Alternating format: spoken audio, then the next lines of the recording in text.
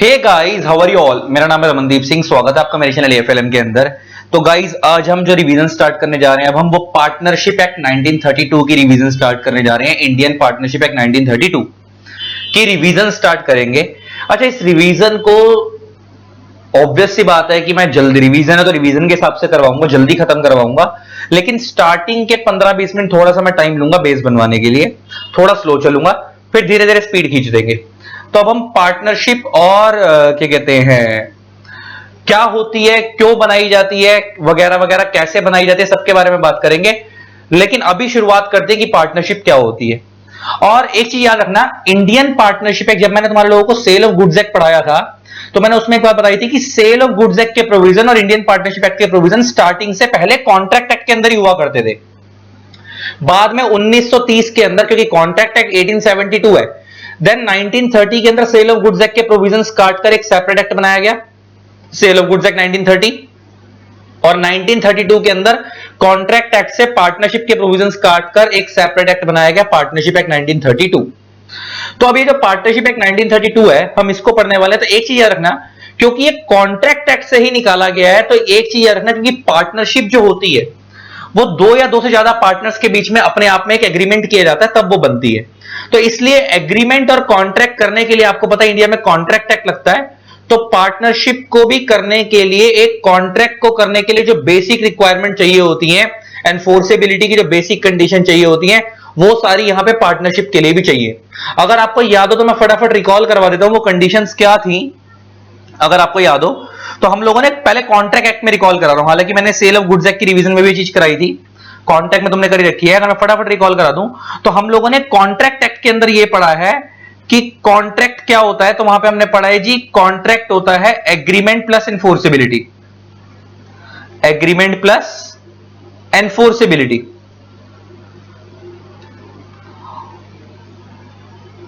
और एग्रीमेंट क्या होता है? एग्रीमेंट होता है ऑफर प्लस एक्सेप्टेंस। पहले यहीं तक रुक जाते हैं। मैंने आपको बोला I want to sell you this pen at ₹10।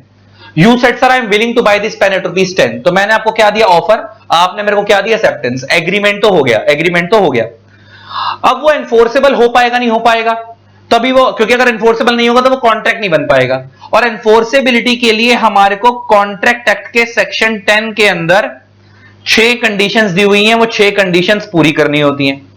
अगर वो 6 कंडीशंस पूरी हो जाएंगी तो एग्रीमेंट कॉन्ट्रैक्ट बन जाएगा, वरना एग्रीमेंट एग्रीमेंट ही रह जाएगा। अब वो 6 कंडीशंस क्या क्या हैं, जरा अगर हम सम अप करें तो सबसे पहली कंडीशन आप लोगों ने पढ़ी थी, कंपीटेंट पार्टीज। और हमारा कंपीटेंट पार्टी का मतलब होता है कॉन्ट्रैक्ट करने के योग्य। और हमारा कॉन्ट्रैक्ट कहता है कि कॉन्ट्रैक्ट कहता है कि हमारे इंडिया में हर बंदा कॉन्ट्रैक्ट करने के योग्य है, 3 लोगों को छोड़कर।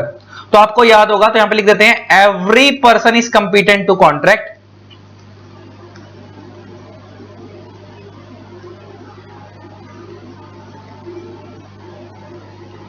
Accept the following 3 persons। अच्छा, हालांकि तुम लोग पार्टनरशिप एक्ट के बारे में 11th-12th में भी पढ़ के आए हो, तुम्हारे को टीचर्स पार्टनरशिप की अकाउंटिंग भी सिखाते हैं। तो वो 3 पर्सन कौन कौन से हैं? एक है माइनर, एक है person of unsound mind,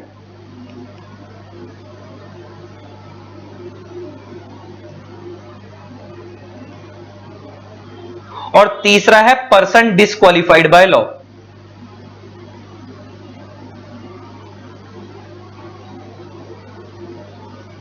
by law. तो हम लोगों ने कॉन्ट्रैक्ट एक्ट के अंदर पढ़ा था कि हर बंदा कॉन्ट्रैक्ट कर सकता है 3 लोगों को छोड़कर। पहला माइनर वो जो अभी तक 18 साल का नहीं हुआ, अनसॉन माइंड वो जिसका दिमाग काम नहीं करता, और पर्सन डिस्क्वालिफाइड बाय लॉ मतलब जिसके ऊपर कोई क्रिमिनल एक्शन चल रहा है, जो अभी कोई जेल वगैरह में है। अभी के लिए शॉर्ट पे इतना ही समझ लो, डिटेल में तो हम कॉन्ट्रैक्ट एक्ट में बात करते हैं इसके ऊपर। नेक्स्ट कंडीशन आपने पढ़ी थी, फ्री कंसेंट। कंसेंट का मतलब होता है सहमति, फ्री का मतलब होता है विदाउट एनी प्रेशर या without any burden, without any pressure. आपकी कंसेंट फ्री होनी चाहिए। मान लो आप मेरे पास कोई चीज लेने आए, या अब मान लो आए, अब आप चीज लेने आए और आपने मेरे से प्राइस पूछा कितने की है, मैंने बोला इतने की है। आपने बोला नहीं नहीं ये प्राइस बहुत ज्यादा है, मैं नहीं ले रहा। मैंने उस खुंदक में, मैं बदमाश था, मैंने आपको बोला तेरे को लेनी ही पड़ेगी, अब तू ऐसे जा नहीं सकता यहां से, और इतने पैसे तेरे को देने ही पड़ेंगे। अब सामने वाला दबाव में आके ले रहा है मेरे से डर के, तो उसने कंसेंट तो दी लेकिन फ्री नहीं थी, प्रेशर था, तो इसको और लॉ कहता है ये चीज अलाउड नहीं है, तो दिस इज फ्री कंसेंट नहीं है, और लॉ कहता है हर कॉन्ट्रैक्ट में फ्री कंसेंट होनी चाहिए। थर्ड आता है लॉफुल ऑब्जेक्ट। ये सब चीजें मैं ऑलरेडी वैसे पढ़ा चुका हूं, कहीं ना कहीं फटाफट रिकॉल करा रहा हूं कि मैं जो भी सामान बेच रहा हूं वो लॉफुल होना चाहिए। ऑब्जेक्ट का मतलब होता है बिजनेस। मान लो मैं कंपनी खोली मैंने, मैं चरस गांजा बेचूंगा, वो लॉफुल नहीं है ना, तो लॉ कहता है it should be lawful. Readymade garments बेचूंगा, ज्वेलरी बेचूंगा, ये सब लॉफुल है, बेच सकता हूं। फोर्थ आता है लॉफुल कंसीडरेशन।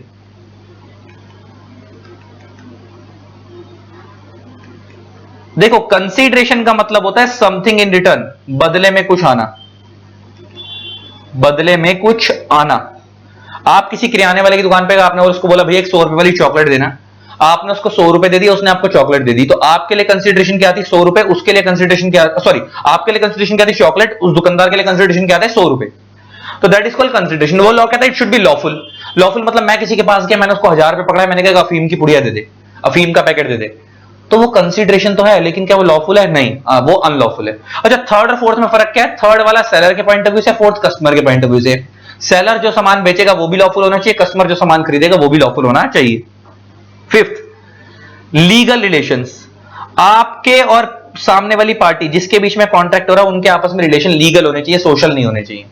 अच्छा, एग्जांपल लेके बात करते हैं। पापा बेटी को बोलते हैं, मान लो एक फादर है, उनकी एक बेटी है, वो भी 12th क्लास के पेपर देगी। पापा ने बेटी को बोला अगर इस बार तेरे 12th में 90% से ऊपर मार्क्स आएंगे तो तेरे को आईफोन लेके दूंगा। बेटी ने कहा ठीक है पापा लेके आऊंगी। बेटी क्या है? 95%।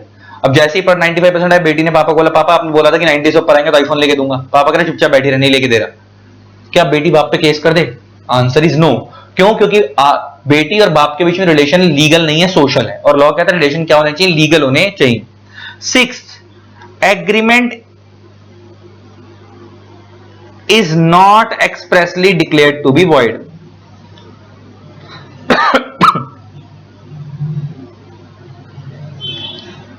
Agreement is not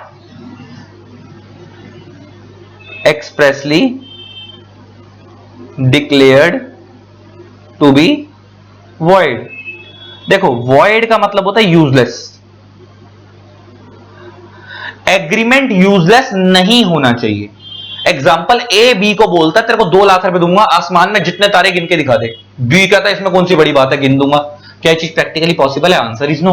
ये चीज प्रैक्टिकली पॉसिबल है ही नहीं, तो इसका मतलब वो एग्रीमेंट स्टार्टिंग से ही वॉइड है, और लॉ कहता है एग्रीमेंट वॉइड नहीं होना चाहिए। इसका मतलब अगर आपको किसी एग्रीमेंट को कॉन्ट्रैक्ट बनाना है तो आपको ये 6 कंडीशन पूरी करनी पड़ेंगी। अगर 6 पूरी होंगी तभी वो कॉन्ट्रैक्ट बनेगा, वरना नहीं बनेगा। अब फटाफट सम अप करते हैं। मैं एक दुकान पे गया कार खरीदने, मैंने बोला कार कितने की? उसने कहा 10 लाख रुपए की है।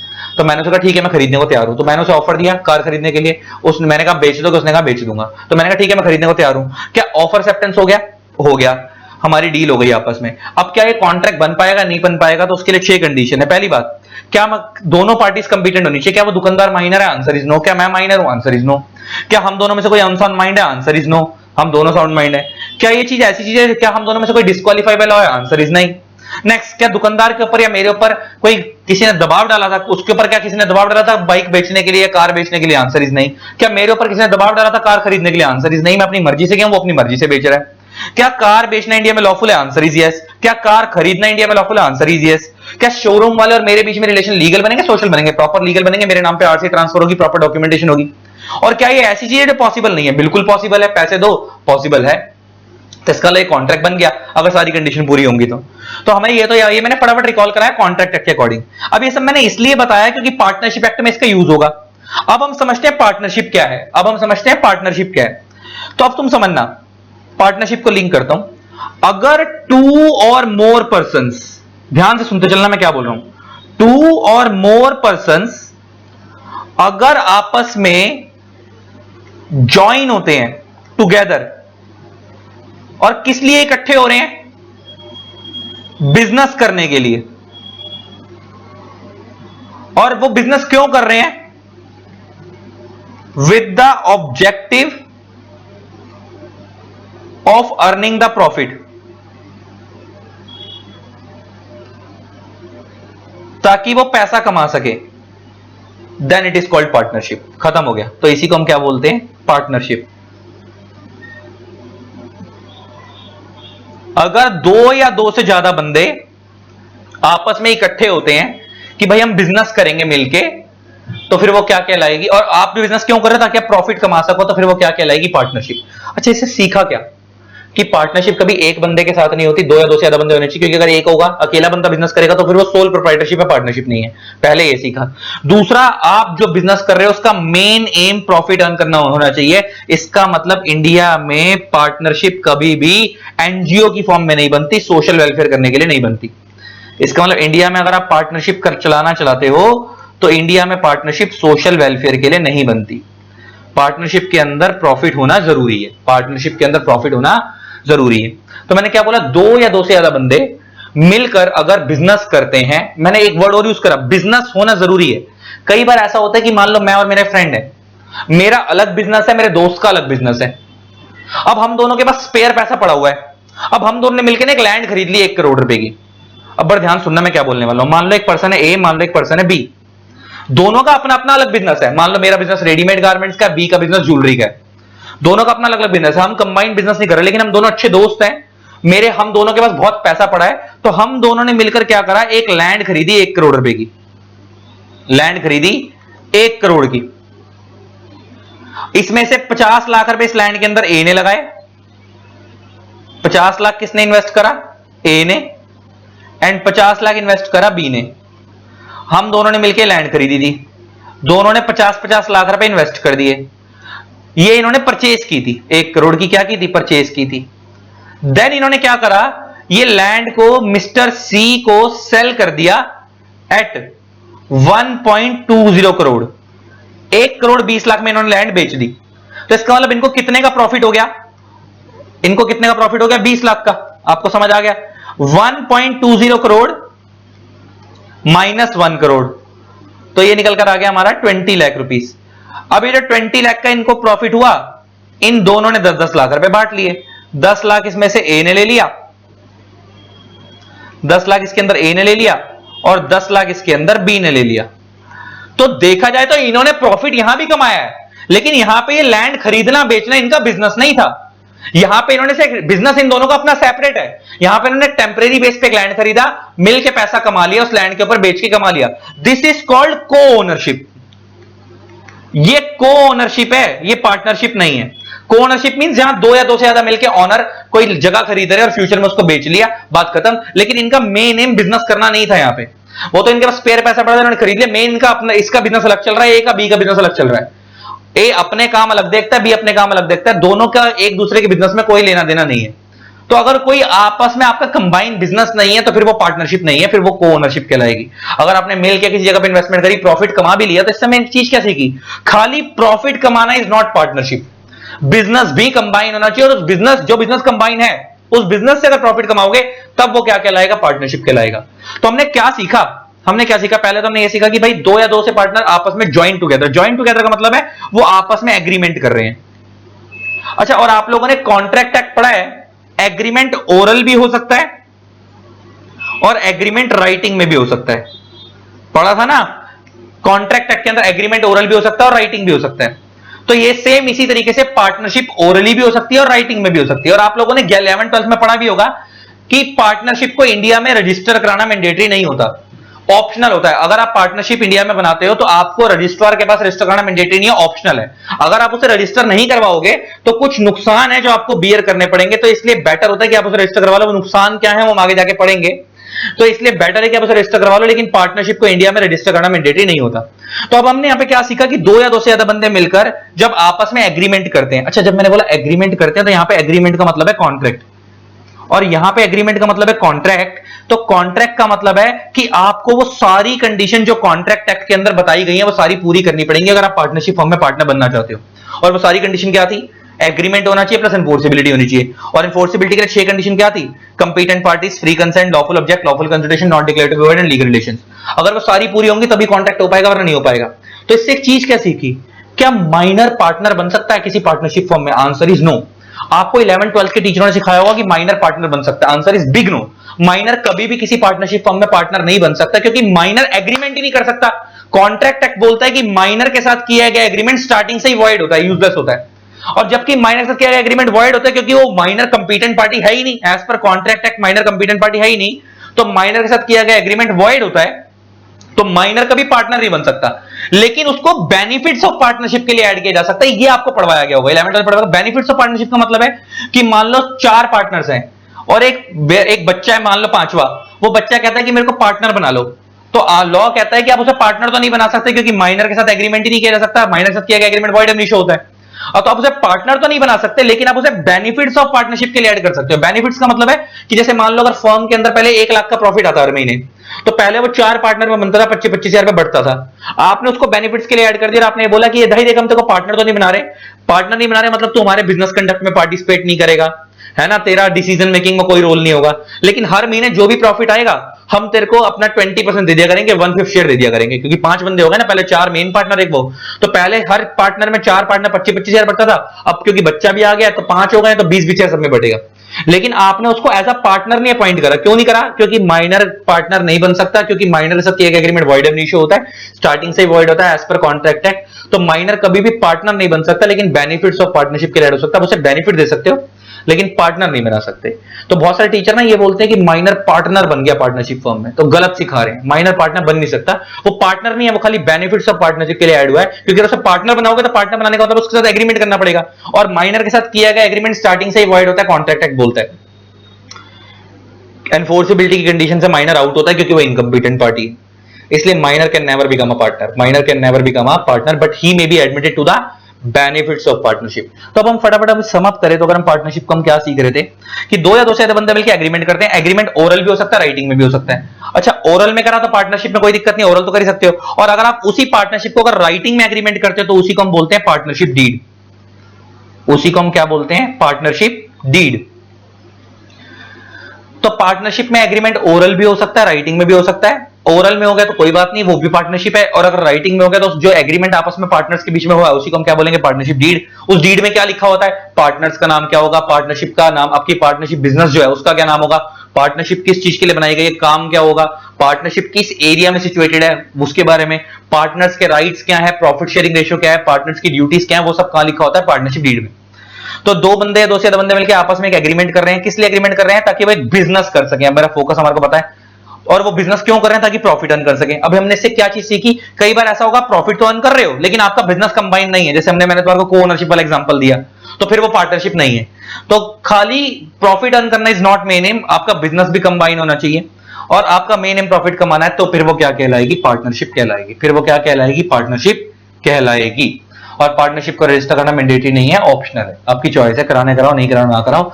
लेकिन अगर आप उसे नहीं कराओगे तो उसके कुछ नुकसान हो सकते हैं, तो इसलिए बेटर है, it is advisable to get the partnership firm registered. ये बात हमारी खत्म हो गई। नेक्स्ट हमने एक चीज क्या सीखी कि पार्टनरशिप के अंदर क्या माइनर पार्टनर बन सकता है? तो answer is big no, minor can never become a partner, क्योंकि as per contract act only competent party can enter into a contract, और पार्टनरशिप अपने आप में क्या है? कॉन्ट्रैक्ट, और minor is an incompetent party, और माइनर के साथ किए गए एग्रीमेंट वॉइड एब इनिशियो होते हैं, इसलिए माइनर कभी भी पार्टनर नहीं बन सकता, लेकिन बेनिफिट्स ऑफ पार्टनरशिप के लिए ऐड किया जा सकता है कि उसे खाली बेनिफिट देंगे लेकिन उसकी और कोई जिम्मेवारी नहीं होगी। यहां तक बात समझ आती है? आगे बढ़ते हैं। अब हम इसको 1-2 लाइन चीजें और समझाता हूं, फिर आगे बढ़ेंगे। एक ना यहां पे एक कंसेप्ट है पार्टनरशिप के अंदर, जो पार्टनरशिप में होता है और कहीं नहीं होता। उस कंसेप्ट का नाम है म्यूचुअल एजेंसी। अब ये म्यूचुअल एजेंसी क्या होता है उसको समझने से पहले एक कंसेप्ट समझो, एजेंसी, फिर मैं समझाऊंगा म्यूचुअल एजेंसी। एजेंसी का मतलब होता है प्रिंसिपल और एजेंट का रिलेशनशिप। प्रिंसिपल और एजेंट का रिलेशनशिप, प्रिंसिपल और एजेंट का जो रिलेशनशिप होता है उसी को हम बोलते हैं एजेंसी। अब ये प्रिंसिपल एजेंट का रिलेशनशिप क्या होता है आपको ये बात पता है? मान लो मैं दिल्ली में बैठा हूं, मेरे पास प्रोडक्ट हैं बहुत सारे, और मैं अपना प्रोडक्ट मुंबई में भी बिकवाना चाहता हूं, मैं अपना प्रोडक्ट पंजाब में भी बिकवाना चाहता हूं, मैं जगह जगह अपना प्रोडक्ट बिकवाना चाहता हूं। अब मेरे लिए इतना पॉसिबल नहीं है कि मैं हर स्टेट में जाकर खुद अपना प्रोडक्ट बेचूं, तो मैं क्या करता हूं? हर स्टेट में एक एजेंट अपॉइंट करता हूं, और मैं उसको बोलता हूं कि भाई तुम मेरा ये प्रोडक्ट अपनी अपनी स्टेट में बिकवाओ, तुम जब बिकवा दोगे तो सामने कस्टमर से पैसे ले लो मेरा माल बेचने के बाद, और जब मेरा माल बेच दोगे, जब उससे पैसे ले लोगे, तो जब तुमने बिकवाया तो उसमें से अपनी कमीशन काट के मेरे को मेरे पैसे वापस भिजवा देना। इसका मतलब एजेंट कभी सामान खरीदता नहीं है आपसे। मान लो मैं मालिक हूं गुड्स का, और मेरा एजेंट पंजाब में है और मैं दिल्ली में हूं, तो वो एजेंट मेरे से गुड्स खरीद नहीं रहा, वो मेरा जानकार है, मैंने उसके पास अपना माल भिजवा दिया ऐसे फ्री ऑफ कॉस्ट अभी के लिए, और उसको बोला तो इसको अपने पास रख और आगे बिकवा दे। जब तू आगे बेच देगा और कस्टमर से पैसे ले लेगा तो उसमें से अपनी कमीशन काट के बाकी पैसा मेरे को वापस भिजवा दियो। इसको हम बोलते हैं प्रिंसिपल एजेंट का रिलेशनशिप। तो वहां पे एजेंट जब सामान बेचेगा आगे कस्टमर को, तो वो ये थोड़ी बोल के बेचेगा कि वो उन गुड्स का मालिक है। वो मेरे को रिप्रेजेंट करेगा कि भाई मेरा मालिक दिल्ली में है, मेरा प्रिंसिपल दिल्ली में है, उनके ये गुड्स हैं, बहुत अच्छी क्वालिटी के, आपको खरीदने हैं तो खरीद लो। अब वो सामने वाला कस्टमर खरीद लेगा तो उसके बाद पेमेंट एजेंट को कर देगा कि एजेंट बेचने गया था, एजेंट उसमें अपनी कमीशन काट के मेरे को वापस कर देगा, मेरा वाला पैसा वापस कर देगा। तो इसका एजेंट हमेशा किसको रिप्रेजेंट करता है? प्रिंसिपल को। तो जो रिप्रेजेंट कर रहा है वो एजेंट है और जिसको रिप्रेजेंट किया जा रहा है वो कौन हो गया? प्रिंसिपल। तो जैसे अगर मैं ए दिल्ली में रहता हूं और बी मेरा एजेंट है जो पंजाब में रहता है, तो अगर ये मेरे को ये रिप्रेजेंट कर रहा है तो ये हो गया एजेंट, और ये किसको रिप्रेजेंट कर रहा है? ए को। तो जिसको रिप्रेजेंट किया जा रहा है वो कौन हो गया? प्रिंसिपल। और बदले में से क्या मिलेगी? कमीशन। अच्छा, कल को अगर मान लो इस एजेंट ने वो गुड्स क्रेडिट पे दिए थे प्रिंसिपल के कहने पे और सामने वाला कस्टमर पेमेंट नहीं देता, तो लॉस एजेंट का नहीं होगा, लॉस प्रिंसिपल का होगा, क्योंकि गुड्स का मालिक कौन था? प्रिंसिपल। ऑनरशिप किसकी थी? प्रिंसिपल की। तो लॉस भी किसका होगा? प्रिंसिपल का। तो आई होप आपको प्रिंसिपल एजेंट का रिलेशनशिप समझ आता है। अब ये म्यूचुअल एजेंसी क्या होता है तुम ये समझना। मान लो एक पार्टनरशिप फर्म है XYZ फर्म, इसके अंदर 3 पार्टनर्स हैं X, Y और Z। ये 3 पार्टनर्स हैं।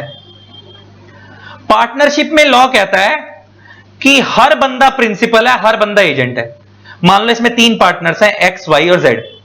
मान लो अच्छा तीनों के पास राइट है कि कोई भी कभी भी सामान बेचे, कोई दिक्कत नहीं है।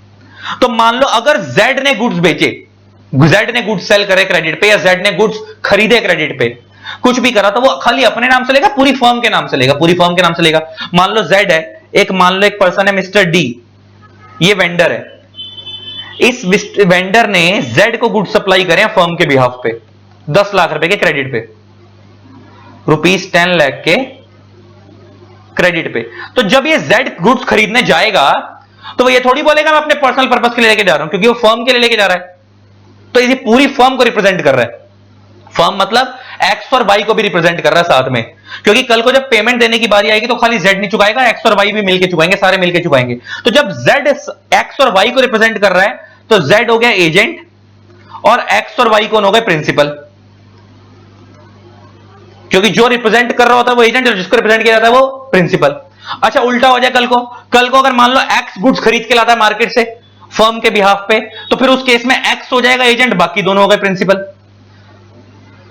और कल को हो सकता है तीनों खुद ही खरीदें, तो तीनों एजेंट तीनों प्रिंसिपल एक दूसरे को रिप्रेजेंट कर रहे हैं। तो पार्टनरशिप में हर बंदा प्रिंसिपल है और हर बंदा एजेंट है, सब एक दूसरे को रिप्रेजेंट कर रहे हैं।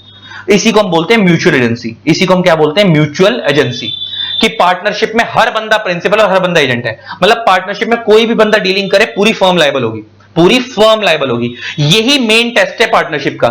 इसको हम ऐसे भी बोलते हैं, अगर आपको याद हो, आपको 11th-12th में एक लाइन पढ़ाई गई होगी, business is carried on by all or any of them acting for all. ये लाइन पढ़वाई गई होगी तुम्हारे को 11th-12th में, एक्टिंग फॉर ऑल।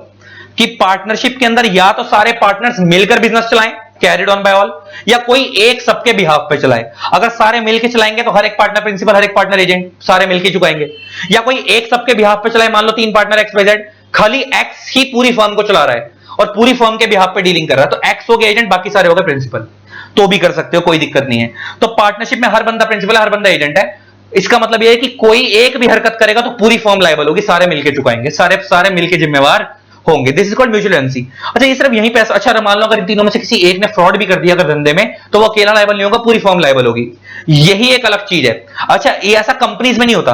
अगर मान लो कोई कंपनी है, उस कंपनी के केस में अगर मान लो 3 डायरेक्टर हैं X, Y और Z, ये 3 डायरेक्टर हैं, और मान लो अगर उसके अंदर से Z ने फ्रॉड करा है, कोई किसी एक डायरेक्टर ने फ्रॉड करा है Z ने, तो जिसने फ्रॉड करा है सिर्फ वही जिम्मेवार होगा, बाकी जिम्मेवार नहीं होंगे।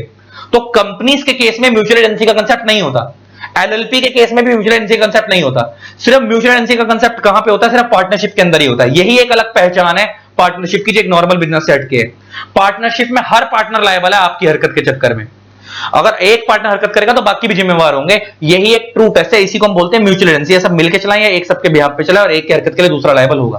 तो तुमसे कोई पूछे कि पार्टनरशिप की पहचान कैसे होगी, तो पार्टनरशिप की पहचान होगी बिकॉज ऑफ म्यूचुअल एजेंसी, क्योंकि एक ऐसा कंसेप्ट है जो और किसी बिजनेस में नहीं पाया जाता, और किसी फॉर्म ऑफ बिजनेस में, कंपनीज में, LLP में नहीं पाया जाता है। सिर्फ कहां पाया जाता है? पार्टनरशिप के अंदर ही पाया जाता है। और म्यूचुअल एजेंसी का मतलब क्या होता है कि सारे बंदे मिलकर बिजनेस चलाएं या कोई एक सबके बिहाफ पे चलाए, विच मींस हर एक पार्टनर प्रिंसिपल और हर एक पार्टनर एजेंट है। तो अब इस लाइन को पढ़ना, जो तुम्हारे को मैंने पूरा बेस बनवाया, अब इस लाइन को पढ़ो, अब समझ आएगा। देखो,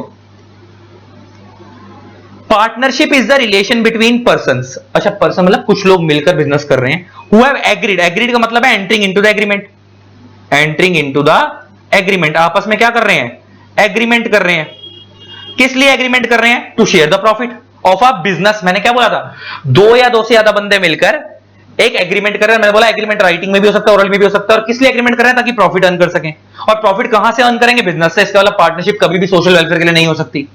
विच is carried on by all or any of them acting for all, चाहे तो सब मिलकर चलाएं या कोई एक सबके बिहाफ पे चलाए। ये कंडीशन, ये डेफिनेशन कहां लिखी हुई है, सेक्शन 4 के अंदर। तो सेक्शन 4 की कंडीशन क्या, अगर आपको पार्टनरशिप, इसी को हम क्या बोलते हैं, mutual agency. Carried on by all or any of them acting for all का मतलब क्या होता है, म्यूचुअल एजेंसी, कि या तो सब चलाएं या कोई एक सबके बिहाफ पे चलाए। तो क्या कहलाएगी, पार्टनरशिप कहलाएगी। तो what is partner in firm, कह रहा है जब आपस में पार्टनर्स एग्रीमेंट करते हैं तो इंडिविजुअली कौन है वो पार्टनर्स, और सबको जोड़ दोगे तो क्या बनेगी, फर्म। अब असेंशियल एलिमेंट्स ऑफ पार्टनरशिप, तुमसे कोई पूछे कि पार्टनरशिप कैसे आती है, सर पार्टनरशिप आती है because of agreement and not from status. Agreement का मतलब पार्टनर्स आपस में जुड़ेंगे, कॉन्ट्रैक्ट करेंगे तभी पार्टनरशिप होगी। स्टेटस का मतलब क्या होता है, जैसे एचयूएफ होती है, Hindu undivided family. Hindu undivided family के अंदर क्या होता है, कोई बच्चा पैदा हुआ तो वो पैदा होते ही उस एचयूएफ का मेंबर मान लिया जाता है। लेकिन पार्टनरशिप में ऐसा नहीं होता। अगर आपके 3 लोगों की पार्टनरशिप है तो उनके बच्चे जब पैदा भी हो जाएंगे तो from the day one partner नहीं बनेंगे। जब वो कल को मेजर होंगे और वो खुद पार्टनर बनना चाहते होंगे, वो एग्रीमेंट करेंगे तभी पार्टनर बनेंगे, वरना नहीं बनेंगे। तो पार्टनरशिप कॉन्ट्रैक्ट से अराइज होती है लेकिन स्टेटस से अराइज नहीं होती है। तो पार्टनरशिप एग्रीमेंट से अराइज होती है, स्टेटस से अराइज नहीं होती। स्टेटस से अराइज क्या होती है, स्टेटस से अराइज का मतलब क्या है, एचयूएफ, जहां पे बच्चा पैदा होते मेंबर बन जाता है। लेकिन पार्टनरशिप में ऐसा नहीं होता। पार्टनरशिप में अगर किसी को पार्टनर बनना तो एग्रीमेंट करना पड़ेगा। नेक्स्ट, पार्टनरशिप कितने लोगों के बीच में होगी, 2 या 2 से ज्यादा बंदे मिलकर पार्टनरशिप करेंगे तभी वो पार्टनरशिप बनेगी। और पार्टनरशिप में मिनिमम पार्टनर कितने होते हैं, 2, और मैक्सिमम कितने होते हैं, 50। नेक्स्ट आता है पार्टनरशिप हमेशा बिजनेस करने के लिए होनी चाहिए। बिजनेस भी क्या होना चाहिए, लीगल बिजनेस होना चाहिए, अनलॉफुल नहीं होना चाहिए। Next, sharing of profit. मैंने क्या बोला था, पार्टनरशिप हमेशा प्रॉफिट शेयरिंग के लिए होनी चाहिए। अगर प्रॉफिट शेयरिंग नहीं हो रहा तो इसका मतलब फिर वो बिजनेस नहीं है। और खाली प्रॉफिट शेयरिंग ट्रू टेस्ट नहीं है। प्रॉफिट शेयरिंग तो कई बार मैंने तुम्हारे को बताया को ओनरशिप के अंदर भी होता है। वहां पे जैसे भी को ओनरशिप वाला एग्जांपल दिया तो वहां पे प्रॉफिट शेयरिंग तो था लेकिन वो पार्टनरशिप नहीं है, क्योंकि वहां पे आपस में बिजनेस नहीं हो रहा। बिजनेस सबका अलग है। और नेक्स्ट आता है म्यूचुअल एजेंसी। यही ट्रू टेस्ट है। म्यूचुअल एजेंसी का मतलब क्या होता है, business is carried on by all or any of the acting for all, या तो सब मिलकर चलाए, सबके भी एक सबके बिहाफ पे चलाए। तो what is true test of partnership, paper में क्वेश्चन आता है कि पार्टनरशिप का ट्रू टेस्ट क्या है, पहचान कैसे होगी कि पार्टनरशिप है या नहीं है। तो वो क्या कहता है, ट्रू टेस्ट के लिए 3 चीजें देखो। पहली बात एग्रीमेंट। लेकिन क्या एग्रीमेंट खाली हमेशा पार्टनरशिप के केस में होता है या और जगहों पे भी होता है, जैसे नॉर्मल 2 बंदे आपस में सामान खरीद बेच रहे हैं तो दैट इज आल्सो एग्रीमेंट। तो ये ट्रू टेस्ट तो नहीं है। ट्रू टेस्ट का मतलब होता है ये चीज सिर्फ वहीं हो रही है, कहीं और नहीं हो रही। तो एग्रीमेंट तो बहुत सारी जगहों पे होता है। आप कोई चीज खरीद रहे हो तब भी एग्रीमेंट हो रहा है, आप कोई चीज बेच रहे हो तब भी एग्रीमेंट हो रहा है। तो एग्रीमेंट होना जरूरी है पार्टनरशिप में, लेकिन ट्रू टेस्ट नहीं है। नेक्स्ट आता है प्रॉफिट शेयरिंग। अभी हमने देखा कि जैसे माइनर के साथ हम प्रॉफिट शेयरिंग कर रहे हैं लेकिन माइनर पार्टनर नहीं है। नेक्स्ट हमने अभी देखा को ओनरशिप। को ओनरशिप में भी प्रॉफिट शेयरिंग होती है लेकिन को ओनरशिप के अंदर पार्टनरशिप नहीं है। तो इसका मतलब ये दोनों चीजें पार्टनरशिप में होनी जरूरी है। एग्रीमेंट भी होना जरूरी है, प्रॉफिट शेयरिंग होनी भी जरूरी है। लेकिन ये 2 चीजें सिर्फ ऐसी नहीं है कि सिर्फ पार्टनरशिप में पाई जाती हैं, ये और जगह भी पाई जाती हैं। कोई ऐसी चीज जो सिर्फ पार्टनरशिप में होती है कहीं और नहीं होती, वो क्या होती है, म्यूचुअल एजेंसी। और म्यूचुअल एजेंसी क्या होती है, या तो सब मिलकर चलाएं या एक सबके बिहाफ पे चलाएं। तो यही एक ऐसी चीज है जो true test of partnership and not profit sharing. तो तुमसे कोई पूछे ट्रू टेस्ट ऑफ पार्टनरशिप क्या, ट्रू टेस्ट का मतलब होता है जो चीज सिर्फ यहीं पाई जा रही है कहीं और नहीं पाई जा रही। प्रॉफिट और जगहों पर भी होता है तो इसलिए वो खाली ऐसी चीज है जिससे पता लगेगा कि पार्टनरशिप है। एग्रीमेंट और जगहों पे भी होता है तो वो भी ऐसा ट्रू टेस्ट नहीं है कि वो पार्टनरशिप है। लेकिन म्यूचुअल एजेंसी और कहीं नहीं होती, सिर्फ यही होती है कि एक सबके बिहाफ पे चला या सारे मिलकर चला, पूरी फॉर्म लायबल होगी। तो this is a true test of partnership. इसी से पहचान होती है कि क्या है पार्टनरशिप। व्हाट इज पार्टनरशिप डीड, तो कुछ नहीं है, आपको पता है पार्टनरशिप एग्रीमेंट के बेस पे बनती है और एग्रीमेंट ओरल भी हो सकता है और राइटिंग में भी हो सकता है। जब उस एग्रीमेंट को आप राइटिंग में करवा दोगे तो उसी को हम क्या बोलेंगे, पार्टनरशिप डीड। और पार्टनरशिप डीड के अंदर क्या क्या होगा, पार्टनर्स का प्लेस ऑफ बिजनेस वगैरह वगैरह, पार्टनर्स का नाम, उनकी डिटेल, एड्रेस वगैरह। अब बड़े सारी फॉर्म्स ऑफ डिफरेंस हैं, पार्टनरशिप और कंपनी में क्या डिफरेंस होता है, ये सब तो यहाँ पे तुम खुद ही पढ़ लेना, ये सब मेरा काम नहीं है डिवीजन में कराने का। तो बेसिक चीजें ये सब खत्म होने के बाद अब मैं करवाता हूं टाइप्स ऑफ पार्टनर्स, की पार्टनर्स कितने तरीके के होते हैं ये समझते हैं। अब हम पढ़ते हैं guys types of partners. Already आप लोगों ने 11th 12th में ही पढ़ा होगा, फटाफट पढ़ते हैं। Actual partner. एक्चुअल पार्टनर एक ऐसा पार्टनर है जो प्रॉपर बिजनेस में पार्टिसिपेट भी कर रहा है। मतलब अगर 4 पार्टनर है, प्रॉपर डिस्कशन में पार्टिसिपेट भी कर रहा है, आगे क्या करना चाहिए क्या नहीं करना चाहिए, प्रॉपर प्रॉफिट शेयरिंग भी कर रहा है और कल को कोई लॉस होगा तो लॉस देने में भी जिम्मेवार होगा। तो actual partner is one who becomes a partner in a firm bye an agreement and actively participate in the conduct of the business, मतलब प्रॉपर डिस्कशन वगैरह में पार्टिसिपेट करना। नेक्स्ट आता है स्लीपिंग और डोरमेंट पार्टनर। स्लीपिंग और dormant partner कौन होता है? ये पैसा इन्वेस्ट करता है जैसे एक्चुअल पार्टनर इन्वेस्ट करता है, प्रॉफिट शेयरिंग भी लेता है, लेकिन दुनिया की नजरों में पार्टनर नहीं है। डोरमेंट का मतलब ही क्या होता है? इनएक्टिव। डोरमेंट का मतलब क्या होता है? इनएक्टिव। ये पार्टनर तो है लेकिन दुनिया की नजरों में पार्टनर नहीं है। स्लीपिंग मतलब फ्रंट पे नहीं आ रहा। मान लो अगर 4 पार्टनर हैं, ए बी सी डी, और डी स्लीपिंग है, तो दुनिया को सिर्फ 3 ही पता है, ए बी सी। तो ये वाला बंदा पैसा तो लगा रहा है, प्रॉफिट शेयरिंग भी ले रहा है, लॉसेस में भी जिम्मेवार होगा, लेकिन ये सामने नहीं आएगा, ये फ्रंट पे नहीं होगा। तो देखो इसका मतलब ये बिजनेस डिस्कशन में पार्टिसिपेट नहीं करेगा। Sleeping partner is one who does not take active participate in the conduct of the business of the firm. ये एक्टिवली पार्टिसिपेट नहीं करता, but he like other partner invest capital and share in the profit of the business. लेकिन other partner की तरह capital invest करता है, profit sharing करता है, सब कुछ करता है। However, the fact that he is a partner is not known to the outsider dealing with the firm. Still, he is equally liable along with other partner for all the debts of the firm. आ गई बात? दुनिया को तो नहीं पता है partner है, लेकिन स्टिल कल को जब पैसा चुकाने की बारी आएगी तो ये भी जिम्मेवार होगा। अच्छा, ये पता है कैसे जिम्मेवार होगा? अब दुनिया की नजरों में तो 4 पार्टनर है ही नहीं, 3 है, तो सामने वाला बंदा उन 3 से मांगेगा और वो 3 इस एक्चुअल वाले से भी हिस्सा मांगेंगे जो चौथे वाला स्लीपिंग पार्टनर है, चुकाने के लिए। नेक्स्ट आता है नॉमिनल पार्टनर। अच्छा, प्रैक्टिकल लाइफ में एक कंसेप्ट एग्जिस्ट ही नहीं करता नॉमिनल पार्टनर वाला। क्यों नहीं करता? मैं उसका लॉजिक बताता हूं। लॉ कहता है नॉमिनल पार्टनर कौन होता है, पहले ये समझाता हूं। लॉ कहता है नॉमिनल पार्टनर वो होता है जो अपना नाम आपको देता है यूज करने के लिए, कि आप मेरा नाम यूज करो, मेरी गुडविल यूज करो, मेरा ब्रांड यूज करो। लेकिन ना तो ये डिस्कशन में पार्टिसिपेट करता है, ना ये प्रॉफिट शेयरिंग करता है। लेकिन क्योंकि दुनिया की नजरों में पार्टनर है, तो कल को लॉसेज होंगे तो जिम्मेवार होगा। तो कोई साला मूर्ख ही होगा जो अपना नाम देगा, कोई पागल ही होगा जो अपना नाम किसी को देगा। भाई तुम खुद सोचो ना, मैं पागल हूं, मैं प्रॉफिट शेयरिंग ले लूंगा, लेकिन कल को लॉस होगा, मैं जिम्मेवार हूं, क्योंकि दुनिया के नजरों में तो मैं पार्टनर हूं। अब तुम लॉजिकली सोचो, तो इसका मतलब ऐसे एग्जांपल लेके बात करते हैं। मान लो एक XYZ फर्म है, इसके अंदर 3 पार्टनर है, X, Y और Z। मान लो एक पर्सन है मिस्टर ए, इसकी एक बहुत फेमस कंपनी है जिसका नाम है ए एंड कंपनी। ये अकेला चला रहा है उसको। कंपनी क्या मतलब? एक सोल प्रोप्राइटरशिप बिजनेस है, उसका इसमें नाम रखा हुआ है ऐसे ए एंड कंपनी। ये XYZ इसको बोलते हैं कि भाई तू एक काम कर, तू हमारे साथ पार्टनर बन जा और हमारे को अपना ये नाम यूज करने दे, हम तेरे नाम से बिजनेस करेंगे। ए कहता है ठीक है भाई मेरा नाम यूज कर लो, लेकिन ये कहते हैं भाई हम तेरा नाम यूज कर रहे हैं, लेकिन हम तेरे को प्रॉफिट शेयरिंग नहीं देंगे, ठीक है, और हम तेरे को डिस्कशन में भी पार्टिसिपेट नहीं करने देंगे। लेकिन कल को लॉस होगा तो जिम्मेवार होगा, वो कहेगा मैं पागल हूं है। मगर अगर वो ऐसा कर देता है तो ऐसी पार्टनर को हम बोलते हैं नॉमिनल पार्टनर। अब ये प्रैक्टिकली ऐसा पार्टनर अलाउड क्यों नहीं है? क्योंकि आप लोगों ने अभी अभी पढ़ा था थोड़ी देर पहले कि पार्टनरशिप को अगर आपको बनाना है तो पार्टनरशिप की एक पहली कंडीशन यही होती है कि पार्टनरशिप आपस में प्रॉफिट शेयरिंग के लिए होनी चाहिए। तो इसके साथ तो प्रॉफिट शेयरिंग हो ही नहीं रही। तो सेक्शन 4 की जो बेसिक कंडीशन है कि पार्टनरशिप तब मानी जाएगी जब सारे लोग आपस में एग्रीमेंट करेंगे प्रॉफिट शेयर करने के लिए, और म्यूचुअल एजेंसी होगी और बिजनेस होगा, तब पार्टनरशिप मानी जाएगी। तो यहां पे प्रॉफिट शेयरिंग वाला एलिमेंट तो पूरा ही नहीं हो रहा, क्योंकि वो आपका प्रॉफिट शेयरिंग तो कर ही नहीं रहा। आप वो कह ही रहे हो कि आप प्रॉफिट तो दोगे नहीं, आप उसका नाम यूज करोगे लेकिन प्रॉफिट नहीं दोगे उसको, लेकिन लॉसेज में आप उसे जिम्मेवार ठहराओगे। तो एज पर सेक्शन 4 ये प्रैक्टिकली पॉसिबल ही नहीं है, वो सेक्शन 4 ही वायलेट हो जाएगा ये। क्यों? क्योंकि प्रॉफिट शेयरिंग है ही नहीं, और पार्टनरशिप में प्रॉफिट शेयरिंग होना मैंडेटरी है। तो इसलिए सेक्शन 4 के अकॉर्डिंग लीगली स्पीकिंग ये पार्टनर होता नहीं, और प्रैक्टिकली वैसे भी ये पार्टनर नहीं बनेगा। कोई इंसान, कोई मूर्ख ही होगा, कोई पागल ही होगा जो अपना नाम दे देगा यूज करने के लिए, लेकिन कह देगा जी लॉस में मेरे को जिम्मेवार ठहरा देना, प्रॉफिट मत लेना, प्रॉफिट मत देना मेरे को, कोई बात नहीं। कोई पागल होगा ऐसा? कोई भी इंसान ऐसा नहीं करेगा। जरा पढ़ना,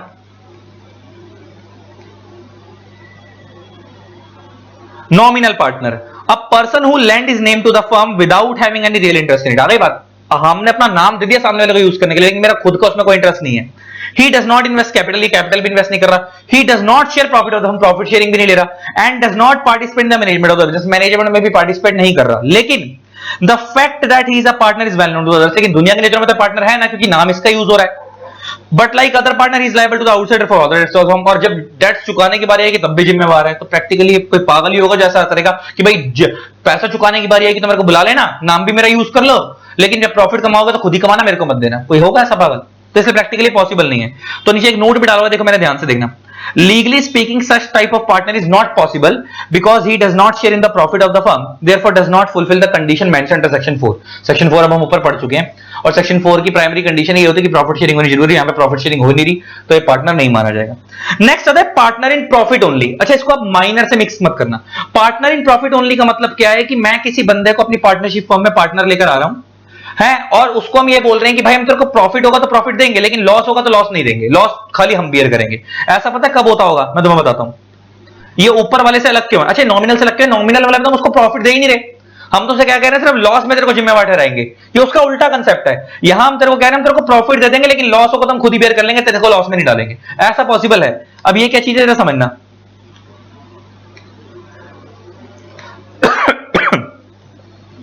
मान लो एक एबीसी फर्म है,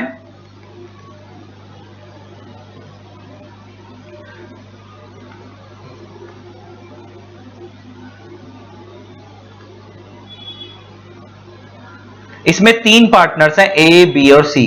ये 3 कौन है? पार्टनर्स हैं, ठीक है जी।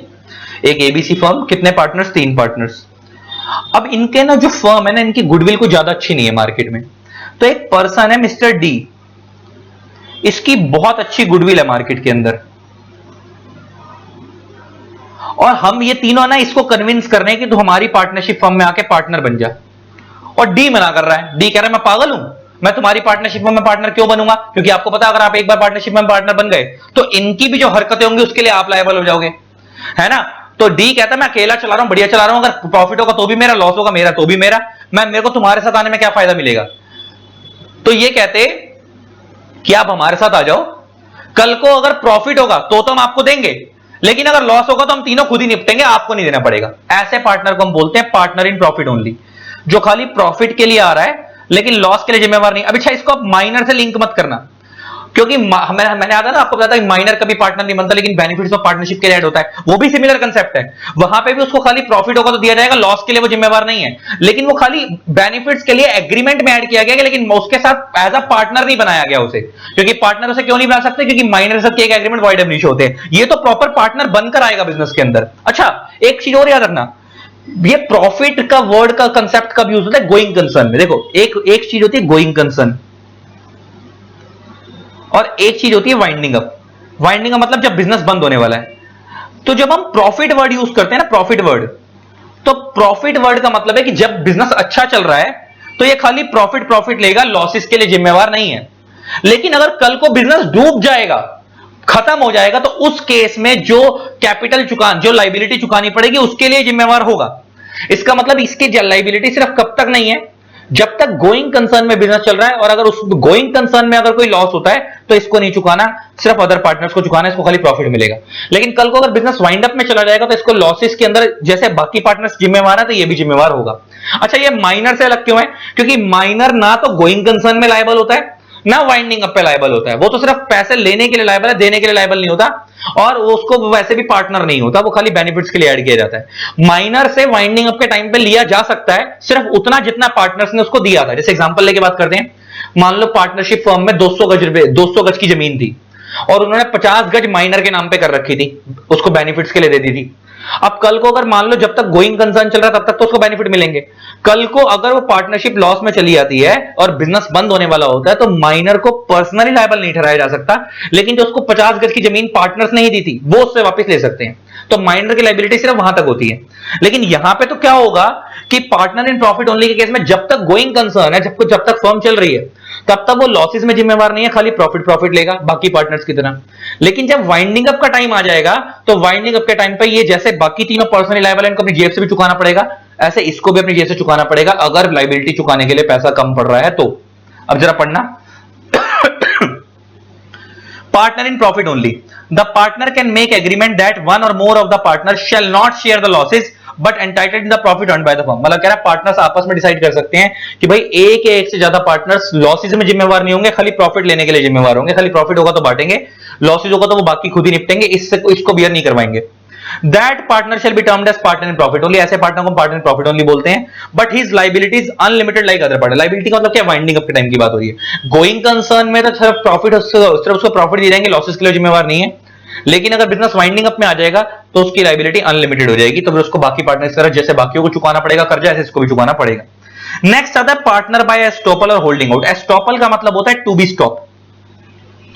तो पार्टनर बाय एस्टॉपल एक ऐसा पार्टनर होता है जो एक्चुअल में पार्टनर नहीं है, लेकिन वो रिप्रेजेंट कर रहा है कि वो पार्टनर है। जैसे एग्जांपल लेके बात करते हैं, मान लो मैं ना अपने प्रोडक्ट किसी सामने वाले बंदे को बेचना चाहता हूं और उस सामने वाले बंदे से ना मेरी बनती नहीं है आपस में।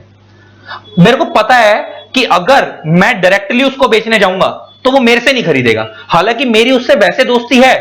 कुछ लोग ऐसे होते हैं मुंह पे दोस्त बनते हैं, वो सामने मेरे को कह रहे हैं हाँ मैं तेरा दोस्त हूं, लेकिन मेरे को पता है कि कल को अगर मेरे से कोई बिजनेस रिलेशन बनाने की बारी आएगी तो वो मेरे साथ नहीं बनाएगा। तो मेरे पास एक ऐसा कस्टमर है, मेरे पास एक ऐसा दोस्त है या एक बंदा है जिसको मैं अपना प्रोडक्ट बेचना चाहता हूं, लेकिन पता है वो मेरे को ये पता है कि वो मेरे से नहीं खरीदेगा, मेरे से बिजनेस रिलेशन नहीं बनाएगा। उसके और मेरे बीच में, हम दोनों के बीच में म्यूचुअल बंदा है जो उसको भी जानता है और मेरे को भी जानता है। मैंने उस बंदे को बोला कि एक काम कर, तू सामने वाले बंदे को जाकर बोल दे कि तू मेरी पार्टनरशिप फर्म में पार्टनर है, लेकिन मेन सारा कंट्रोल तेरे हाथ में है और तू हमारे से गुड्स खरीद ले। अच्छा, ये वाला बीच वाला बंदा पार्टनर है नहीं, लेकिन वो सामने वाले को रिप्रेजेंट कर रहा है कि वो पार्टनर है। ऐसा वो क्यों रिप्रेजेंट कर रहा है? क्योंकि मेरे को पता है कि वो सामने वाला बंदा मेरे से सामान नहीं खरीदेगा, लेकिन मेरे जो ये वाला दोस्त है इससे खरीद लेगा। और मैंने उसको बोला तू अगर ये मेरा माल बिकवा देगा मैं तेरे को कमीशन दे दूंगा।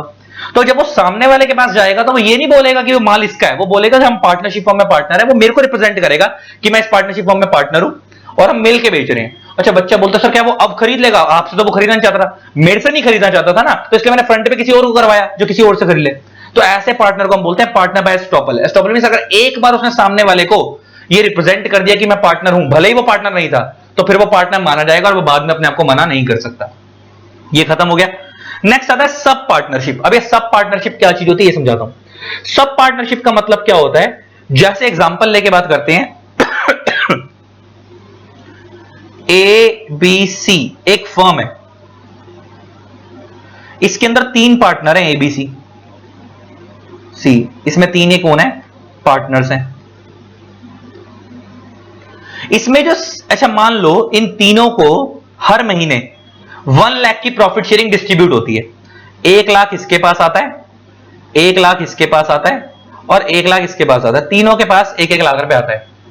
इन तीनों के पास जब 1-1 लाख रुपए आ रहा है, इसका मतलब ये एवरी मंथ आता है, एवरी मंथ। इसका मतलब पार्टनरशिप फर्म हर महीने 3 लाख रुपए का प्रॉफिट डिस्ट्रीब्यूट करके तीनों पार्टनरों में 1-1 लाख बढ़ जाता है। इसमें से जो सी वाला पार्टनर है ना, इसका एक फ्रेंड है मिस्टर डी, ये इसके साथ डील कर लेता है कि भाई मेरे पास जो हर महीने 1 लाख का प्रॉफिट आएगा ना, उसमें से 50,000 मैं रखूंगा और 50,000 तेरे को दे दूंगा। दिस इज कॉल्ड सब पार्टनरशिप। अच्छा, ये partner in profit only say लग के हुआ है। पार्टनर इन प्रॉफिट ओनली में जितना भी प्रॉफिट आता है वो फर्म बांटती है सबके अंदर। जो भी हमने ऊपर वाला कंसेप्ट पढ़ा था कि भाई पार्टनर इन प्रॉफिट ओनली वाले में ये वाला कि भाई तू गुडविल लेकर आ रहा है, तो अगर फर्म को अगर 3 लाख का प्रॉफिट हो रहा है तो फर्म चारों के अंदर इक्वल बांटेगी। यहां वाले केस में फर्म तो 3 ही लोगों में बांट रही है, वो जो तीसरा पार्टनर है वो अपने प्रॉफिट में से आधा पोर्शन किसी और को दे रहा है। तो ऐसे वाले बंदे को हम बोलते हैं सब पार्टनर। और इसके और ये जो सी के बीच में आपस में पार्टनरशिप हुई है, इसको हम बोलेंगे सब पार्टनरशिप।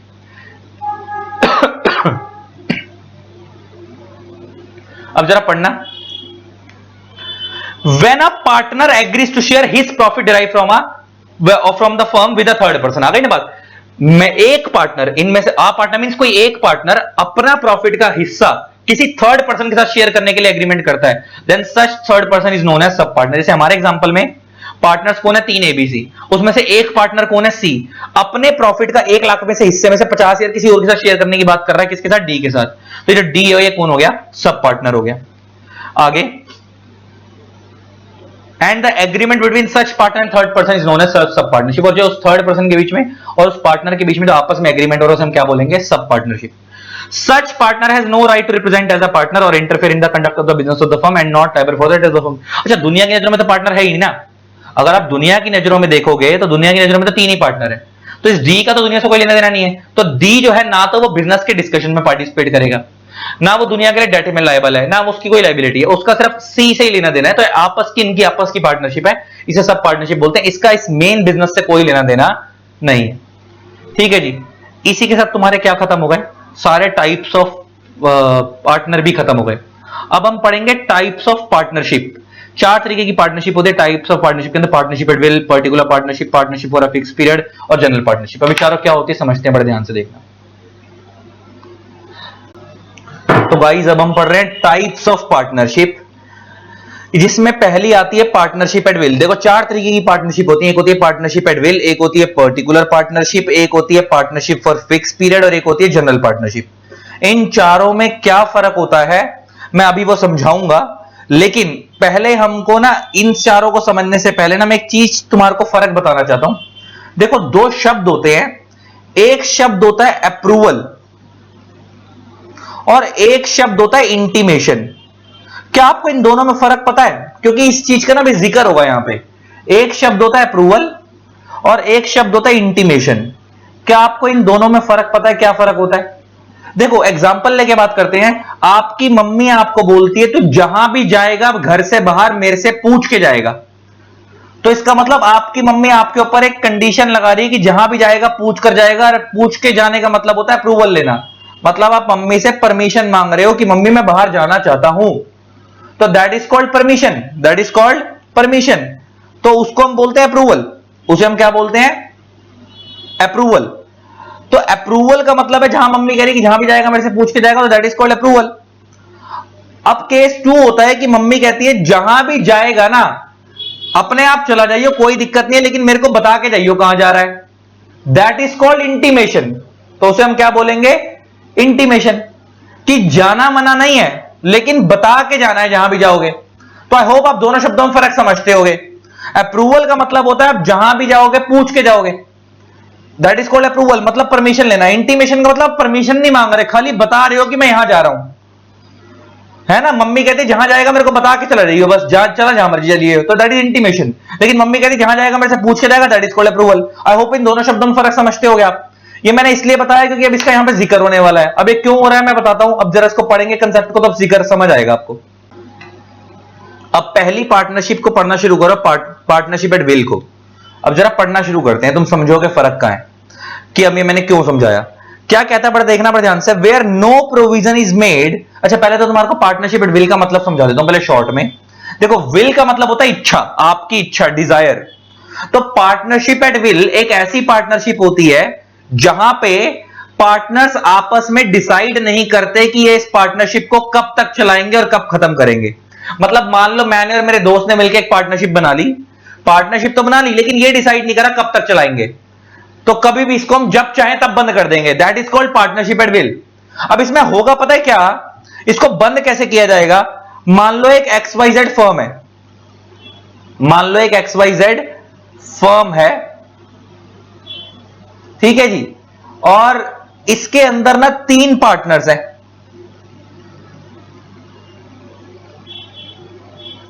तीन पार्टनर्स हैं इसके अंदर, A, B और C, 3 पार्टनर हैं।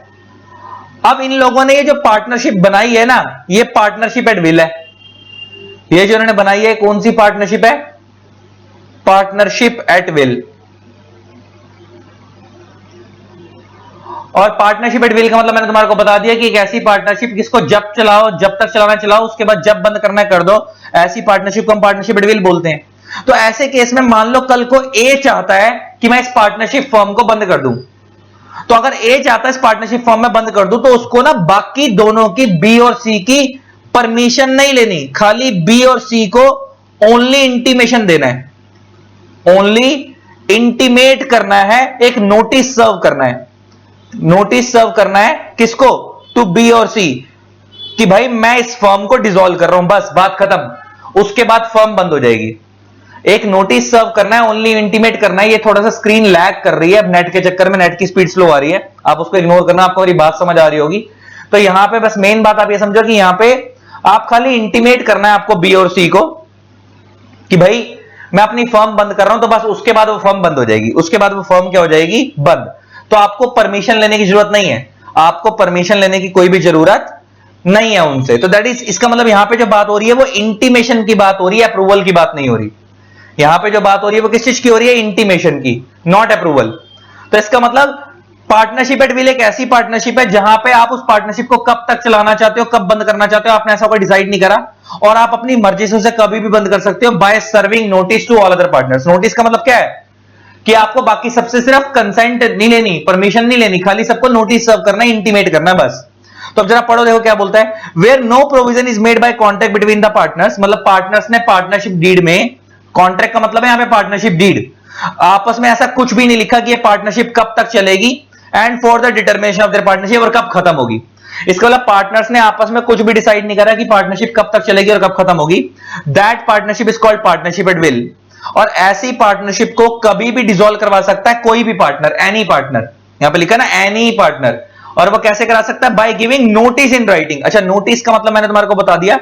नोटिस का मतलब क्या होता है? इंटीमेशन, वो मैंने तुम्हारे को बता ही दिया। तो यहां पे सिर्फ बाकी सारे पार्टनर्स को क्या देना है? इंटीमेशन देना है टू ऑल अदर पार्टनर्स कि भाई हम अपनी फर्म को क्या कराने वाले हैं? बंद कराने वाले हैं। तो that is called partnership at will.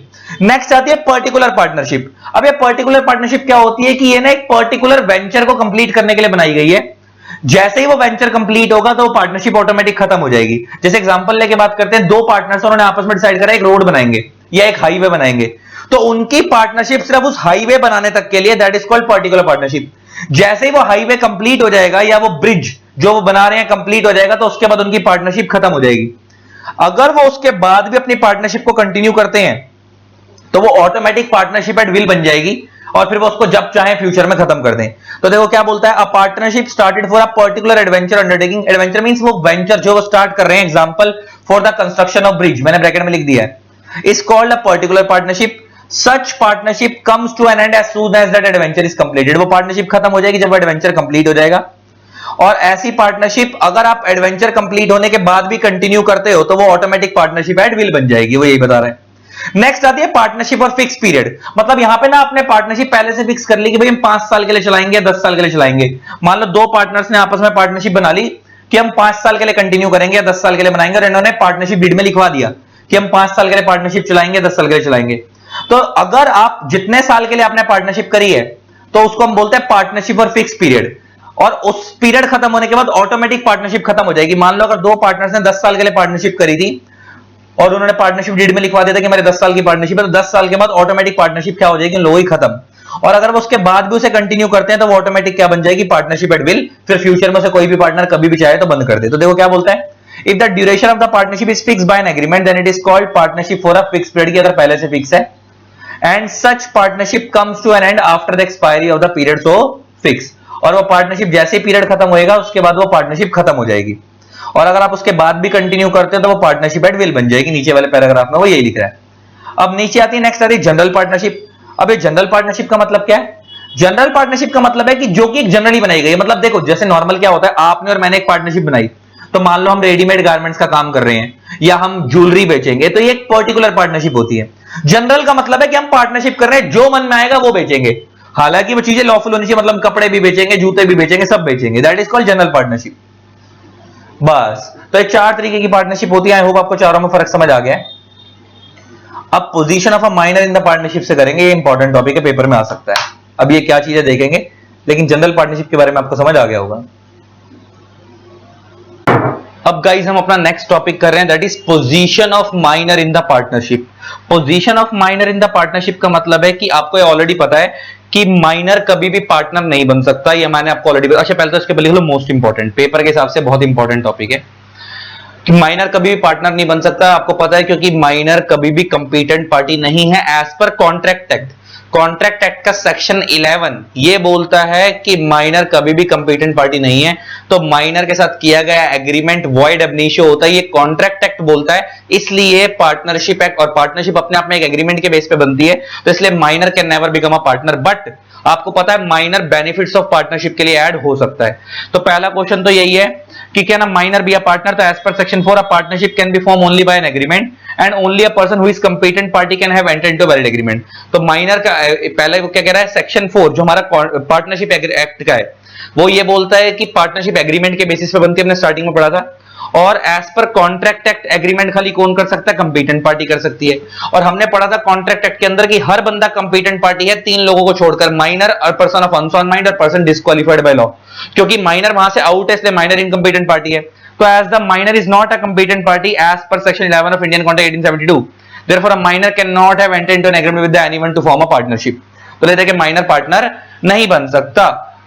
और अच्छा कोई कह रहा है कोई भी न्यू पार्टनरशिप माइनर को ऐड करके नहीं बनाई जा सकती, और माइनर माइनर आपस में अपनी पार्टनरशिप भी नहीं खोल सकते। लेकिन अगर माइनर चाहे और सारे पार्टनर्स कंसेंट दे दें तो वो बेनिफिट्स ऑफ पार्टनरशिप के लिए ऐड हो सकता है, बेनिफिट्स ऑफ पार्टनरशिप के लिए ऐड हो सकता है।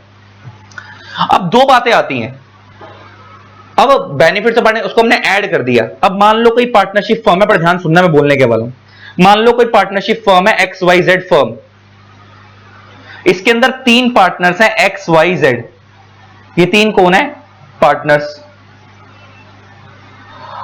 अब मान लो इन्होंने एक मिस्टर ए को अपनी पार्टनरशिप के अंदर ऐड करा है, पार्टनरशिप फर्म में बेनिफिट्स ऑफ पार्टनरशिप के लिए ऐड करा है, बेनिफिट्स ऑफ पार्टनरशिप के लिए ऐड करा है। और ये जो मिस्टर ए है ये माइनर है और अभी इसकी उम्र 15 साल है, 15 ईयर्स है। तो आपको पता है माइनर पार्टनर तो बन नहीं सकता, लेकिन बेनिफिट्स ऑफ पार्टनरशिप के लिए ऐड हो सकता है। तो अब इन्होंने उसको बेनिफिट्स के लिए ऐड करा, तो होता क्या है, मान लो ये वाली फर्म हर महीने, एग्जांपल लेके बात कर रहा हूं, 1.20 लाख पर मंथ का प्रॉफिट कमाती है। मान लो ये फर्म हर महीने 1,20,000 रुपए का क्या कमाती है, प्रॉफिट कमाती है। तो पहले जो वो प्रॉफिट था वो इन 3 लोगों में बढ़ता था, XYZ 40,000। अब वो इन 4 लोगों में डिस्ट्रीब्यूट होगा, अब वो इन 4 लोगों में डिस्ट्रीब्यूट होगा, तो अब वो होगा 30,000। तो इसको बेनिफिट्स ऑफ पार्टनरशिप के लिए ऐड कर दिया गया। प्लस इस फर्म की जो प्रॉपर्टी थी उसमें से भी कुछ हिस्सा इसको दे दिया गया। तो इसका मतलब माइनर को कुछ प्रॉपर्टी का हिस्सा भी दे दिया गया और प्लस हर महीने जो प्रॉफिट शेयरिंग होगी वो उसके लिए भी ऐड कर दिया गया। तो ये तो तब उसे ऐड किया गया जब वो 15 साल का था। अच्छा, उस टाइम पे फर्म ने बहुत सारे लोन लिए थे। जब ये 15 साल का था तो मान लो फर्म ने मार्केट से 20 लाख रुपए का लोन लिया था। अब कल को इसको चुकाने की बारी आ रही है तो माइनर चुकाने के लिए जिम्मेवार नहीं है। क्यों चुकाने के लिए जिम्मेवार नहीं है? क्योंकि माइनर सिर्फ लायबिलिटी के लिए लायबल नहीं होगा, सिर्फ उसको बेनिफिट्स के लिए ऐड किया गया है, चुकाने के लिए वो जिम्मेवार नहीं है। तो लोन चुकाते वक्त खाली ये तीनों चुकाएंगे, लेकिन जब बेनिफिट्स बांटने की बारी आएगी तो सब में बटेगा। ये बात तो क्लियर है, लेकिन दिक्कत पता है कहां है? अभी तो ये माइनर है इसलिए सब इसको बेनिफिट मिल रहे हैं। मान लो कल को ये बड़ा भी होगा, ऑब्वियस सी बात है। मान लो कल को ये 18 साल का हो गया, 18 ईयर्स का हो गया। अब जैसे ही 18 साल का हुआ, अभी तक तो ये बेनिफिट्स के लिए ऐड था, तो लॉ कहता है जैसे ही 18 साल का हुआ, इसका 18th बर्थडे आया, इसके विद इन 6 मंथ्स के अंदर इसको एक पब्लिक नोटिस देना पड़ेगा। अच्छा, पब्लिक नोटिस का मतलब क्या है? 3 लोगों को बताना पड़ेगा। एक तो रजिस्ट्रार को बताना पड़ेगा, एक न्यूज़पेपर में एडवर्टीजमेंट करवानी पड़ेगी, प्लस ऑफिशियल गजेट में पब्लिश करवाना पड़ेगा। क्या पब्लिश करवाना पड़ेगा? कि भाई पहले मैं एक माइनर था और मैं इस पार्टनरशिप फॉर्म में बेनिफिट्स के लिए ऐड किया गया था, अब मैं मेजर हो गया हूं, तो इसको 6 महीने में एक पब्लिक नोटिस देना है। किस चीज का पब्लिक नोटिस देना है? कि ये पार्टनर बनना चाहता है या नहीं। इसको डिसाइड करना पड़ेगा। टू डिसाइड, क्या डिसाइड करना है? Whether he wants to become a partner or not, whether he wants to become a partner or not. कितने टाइम में डिसाइड करना पड़ेगा? 6 महीने में। तो इसका मतलब आप जब तक 15 साल के थे आप बेनिफिट्स ले रहे हो, जैसे आप 18 साल के हो तो आपको डिसाइड करना पड़ेगा, अब तो आप मेजर हो चुके हो, कि आप पार्टनर बनना चाहते हो या नहीं। अगर आप पार्टनर नहीं बनना चाहते तो बात खत्म, आपको जो पहले बेनिफिट मिल गए, उससे आप कोई लेना देना नहीं, अब आप पार्टनरशिप फॉर्म से आउट हो जाओ। अगर आप पार्टनर बनना चाहते हो तो उस केस में आपने डिसाइड कर लिया, तो अब आप इक्वली बाकी पार्टनर्स की तरह बेनिफिट्स तो लोगे, लेकिन अब आप लायबिलिटी भी चुकाओगे। अब आप लायबिलिटी चुकाने के लिए भी जिम्मेवार हो। अब इसमें एक ट्विस्ट आ रहा है, छोटा सा ट्विस्ट ये आ रहा है कि ये जो 20 लाख का लोन लिया गया था, ये उस टाइम पे लिया गया था तब ये माइनर था, और मान लो ये 5 साल के लिए लिया गया था। मान लो ये जो 20 लाख का जो उस टाइम पे लोन लिया गया था, ये 5 साल के लिए लिया गया था, मतलब इसकी रीपेमेंट 5 साल बाद करनी थी। अच्छा, जिस टाइम में लोन लिया गया था उस टाइम में 15 साल का था, और जब इस लोन को चुकाने की बारी आएगी, ये 5 साल के लिए लिया गया, तो तब ये 20 साल का हो चुका होगा, मेजर हो चुका होगा। अब क्वेश्चन ये उठता है, लेकिन ये लोन लिया कब गया था? उस टाइम पे जब ये माइनर था। तो अब क्वेश्चन ये उठता है क्या, और मान लो अब इसके मेजर होने के बाद जब ये 18 साल का हुआ, तो फर्म ने एक न्यू लोन और लिया है 50 लाख रुपए का। फर्म ने न्यू लोन और लिया है 50 लाख रुपए का, एक नया लोन और लिया है। अच्छा, जब ये इसके मेजर होने के बाद लिया गया है और इसने डिसाइड कर लिया कि ये पार्टनर बनना चाहता है, तो उस केस के अंदर ये 50 लाख का लोन अब जब चुकाने की बारी आएगी तो वो 3 तो चुकाएंगे, साथ में ये भी चुकाएगा, क्योंकि अब ये मेजर हो चुका और इसने डिसाइड करा कि ये पार्टनर बनना चाहता है। लेकिन मुद्दा ये है कि जो पहले वाला 20 लाख का लोन था, जो उस टाइम पे लिया गया था जब ये माइनर था, और अब जब वो चुकाने की बारी आ रही है, क्या ये मेजर है, क्या ये चुकाएगा? आंसर इज यस, ये उसको भी चुकाएगा अगर ये डिसाइड करता है पार्टनरशिप फॉर्म में पार्टनर बनना चाहता है। और ये मैं नहीं बोल रहा, ये लॉ ही बोल रहा है। देखो यहां पे नीचे क्या लिखा हुआ है, नीचे की तरफ पढ़वाता हूं। अगर वो मेजर होने के बाद डिसाइड करता है कि वो पार्टनर बनना चाहता है या नहीं, तो उसको 6 महीने पब्लिक नोटिस देना है। और अगर वो 6 महीने में पब्लिक नोटिस नहीं देता तो हम मान लेंगे वो पार्टनर बनने को तैयार है। मगर नीचे एक पॉइंट आओ, अगर वो बंदा, देखो लिखा है rights and liability when such minor elects का मतलब है choose to become a partner. अगर वो पार्टनर बनने को चूज करता है तो he becomes personally liable for act of the firm done since he was admitted to the benefits of partnership. Line बड़ी इंपॉर्टेंट है, वो ये नहीं कह रहा कि वो पर्सनली लायबल जब वो मेजर हुआ तब से होगा, नहीं, वो कह रहा है वो पर्सनल लायबल तब से हो जाएगा जब वो बेनिफिट्स ऑफ पार्टनरशिप के लिए ऐड हुआ था। और बेनिफिट्स ऑफ पार्टनरशिप के लिए ऐड वो कब हुआ था? 15 साल की उम्र में। इसका मतलब सिंपल सा क्रक्स ये है कि भाई जब आप 15 साल के थे तब तो आपको खाली बेनिफिट्स के लिए ऐड किया गया था, और अगर आप 18 साल के होने के बाद अगर आप ये डिसाइड करते हो कि आप इस पार्टनरशिप फर्म में पार्टनर नहीं रहना चाहते तो वेल एंड गुड, चले जाओ, कोई दिक्कत नहीं। फिर अब आपको ना आगे जाके बेनिफिट्स मिलेंगे और ना कोई लायबिलिटी चुकानी पड़ेगी। लेकिन अगर आप ये डिसाइड कर लेते हो एक बार कि आप पार्टनर बनने को तैयार हो, तो उस केस में अगर आपने डिसाइड कर लिया 18 साल की उम्र पे, तो उस केस में अब जो फर्म नए कर्जे लेगी उसके लिए तो आप जिम्मेवार हुई, और जो आपके होते टाइम, जो उस टाइम पे जब आप बेनिफिट्स ऑफ पार्टनरशिप के लिए ऐड किए गए थे, उस टाइम पे कर्जे लिए गए थे, उनके लिए भी आप पर्सनली लायबल हो जाओगे। ये चीज याद रखनी है। दूसरी चीज क्या ध्यान रखनी है कि जैसे ही कोई माइनर जब मेजर रहेगा तो उसको पब्लिक नोटिस देना कितने टाइम में? 6 महीने में, कि वो पार्टनर बनना चाहता है या नहीं। अगर वो 6 महीने पब्लिक नोटिस देने में फेल हो जाता है तो हम मान लेंगे कि वो पार्टनर बनने को तैयार है, और फिर वो पर्सनल लायबल हो जाएगा। और पब्लिक नोटिस कहां कहां देना होता है मैंने बता दिया, 3 जगह देना होता है। एक तो रजिस्ट्रार को इंटीमेट करना पड़ता है जहां पे आपकी पार्टनरशिप फर्म रजिस्टर हुई है। दूसरा न्यूज़पेपर में एडवर्टाइजमेंट करवानी पड़ती है, रीजनल लैंग्वेज न्यूज़पेपर के अंदर जिस एरिया में आपकी पार्टनरशिप फर्म सिचुएटेड है। प्लस ऑफिशियल गजट में पब्लिश करवाना होता है। ये बात खत्म हो गई। इसी पूरे मायने वाले टॉपिक में यही सब है, आप पढ़ लोगे, इसको समझ आ जाएगा। अब आते हैं राइट्स ऑफ पार्टनर। ये तो आप अपने आप पढ़ लेना, इसमें कुछ खास नहीं है समझाने को। ड्यूटीज ऑफ पार्टनर भी बेकार है, ये मेरे समझाने की जरूरत नहीं, मैं सिर्फ मेन टॉपिक पे बात करता हूं। अब आता है इंप्लाइड अथॉरिटी ऑफ पार्टनर।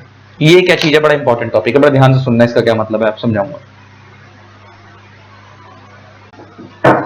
तो गाइस अब हम नेक्स्ट टॉपिक कर रहे हैं implied authority of a partner in a firm. बड़ा इंपॉर्टेंट टॉपिक है, बड़ा ही इंपॉर्टेंट। इसके लिए हमारे को ना मेनली 2 सेक्शन पढ़ने पड़ेंगे, एक सेक्शन 19 और एक सेक्शन 20। ये दोनों को कनेक्ट करके पढ़ना पड़ेगा। फिर एक केस स्टडी भी सॉल्व करवा दूंगा जो पेपर में आई हुई है। ऑल्दो जब मैं ये पूरा मैराथन कंप्लीट कर दूंगा तो मैं वो केस स्टडीज, ये क्वेश्चन आंसर जो है इस नोट्स में से हटा दूंगा। सिर्फ अभी सोल्व करने के लिए तुम्हारे को समझा रहा हूं, क्योंकि मेरे को मैराथन नोट्स शॉर्ट में ही रखने हैं, और प्लस वो क्वेश्चन आंसर अपने रेगुलर क्लास वाले बच्चों को ही देते हैं, उनके पास तो है ही है, यूट्यूब वाले बच्चों को नहीं दे सकते क्योंकि वो पेड होते हैं, ठीक है। लेकिन स्टिल मैं आपको वो क्वेश्चन सॉल्व करवा दूंगा भी एक किस तरीके की केस स्टडी पेपर में आती है। अच्छा, इंप्लाइड अथॉरिटी ऑफ पार्टनर को समझने से पहले आप ऐसे समझो, देखो 2 तरीके की अथॉरिटी होती है। अथॉरिटी का मतलब है पावर, कि पार्टनर्स, पावर कह लो या परमिशन कह लो, कि पार्टनर्स के पास 2 तरीके की परमिशन होती है। एक होती है एक्सप्रेस परमिशन, एक होती है इंप्लाइड परमिशन। एक्सप्रेस परमिशन का मतलब है, एक्सप्रेस अथॉरिटी बोल लो उसको, या एक्सप्रेस परमिशन बोल लो, कि मतलब ये वो काम है जो हमने पार्टनरशिप डीड के अंदर लिखवा रखे हैं कि भाई ये वाला पार्टनर ये काम कर सकता है। तो जो काम हमने डीड के अंदर स्पेसिफिकली लिखवा रखे हैं कि ये पार्टनर ये काम कर सकता है, तो वो हो गई एक्सप्रेस अथॉरिटी, कि हमने लिखवा कर। एक्सप्रेस का मतलब होता है जो या बोल के कही है या लिख के कही है। इंप्लाइड का मतलब होता है जो ना बोल के कही है ना लिख के कही है, ना बोल कर कही ना लिख कर कही, लेकिन स्टिल हर पार्टनर के पास वो वाला काम करने की पावर है। ऐसी अथॉरिटी को हम बोलेंगे इंप्लाइड अथॉरिटी।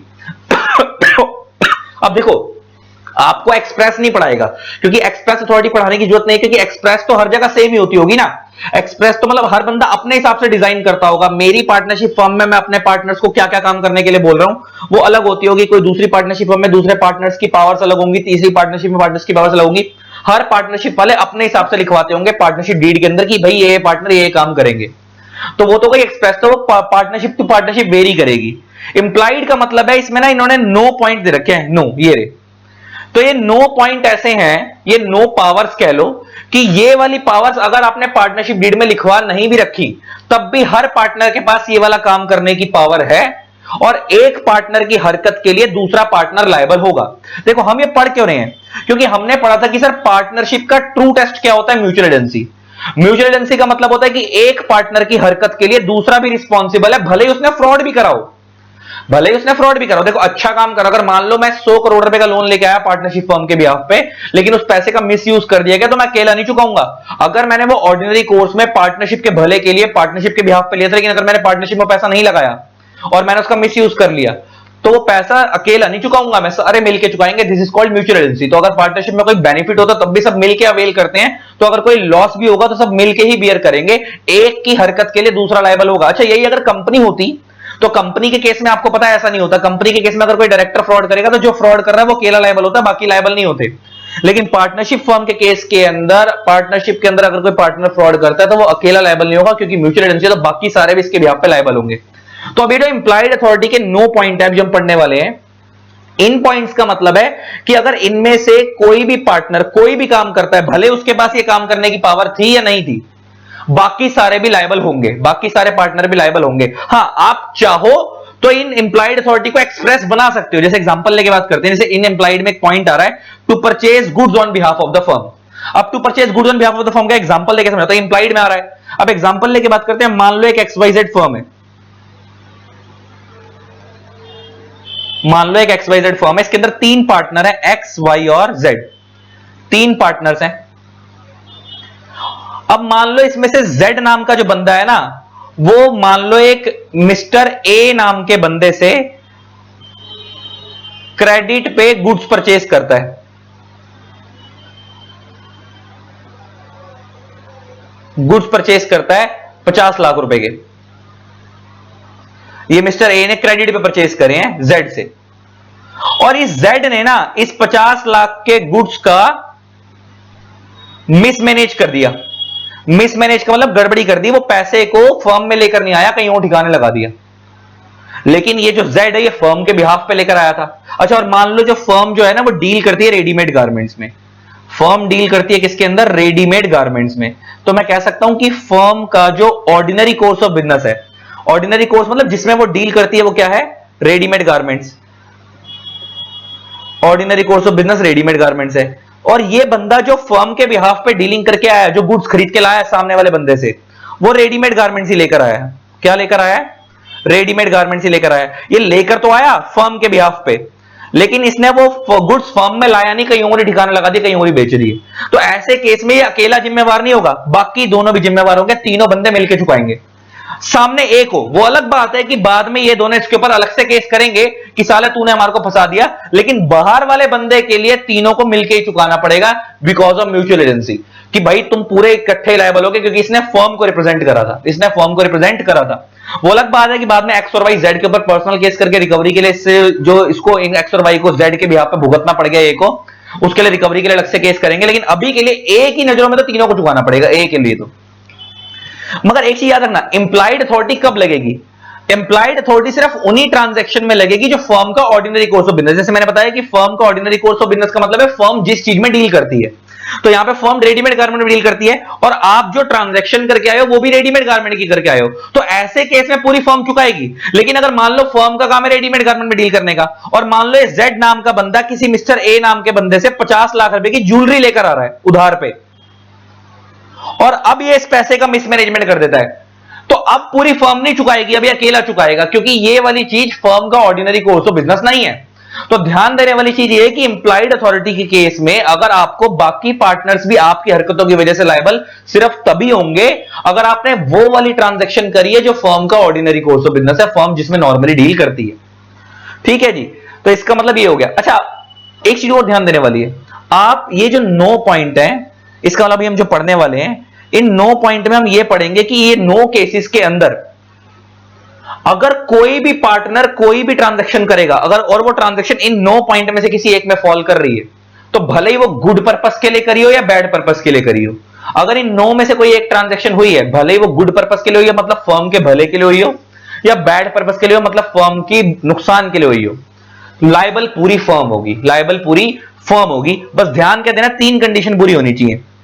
अब वो 3 कंडीशन क्या क्या है बड़े ध्यान से सुनना।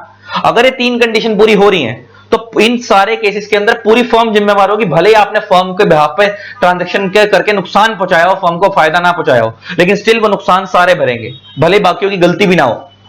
तो अब ऑर्डिनरी कोर्स में वो 3 केसेस क्या क्या जरा हम पढ़ते हैं। अच्छा, इंप्लाइड अथॉरिटी के अंदर तो कहता है the partner can bind the firm for his act if act is done in usual course to carry on the business, act is related to the business of the firm. अच्छा, usual course और second, देखो related to the business का मतलब है ordinary course of business, मतलब जो आपने transaction करी है वो उसी चीज को लेकर करियो जिस चीज में आपकी फर्म डील करती है। जैसे मैंने अभी एग्जांपल देके समझा दिया, अगर आपकी फर्म रेडीमेड गारमेंट्स में डील करती है तो आपने जब बाहर वाले से ट्रांजैक्शन करी है वो रेडीमेड गारमेंट को लेकर ही करियो, ठीक है ना।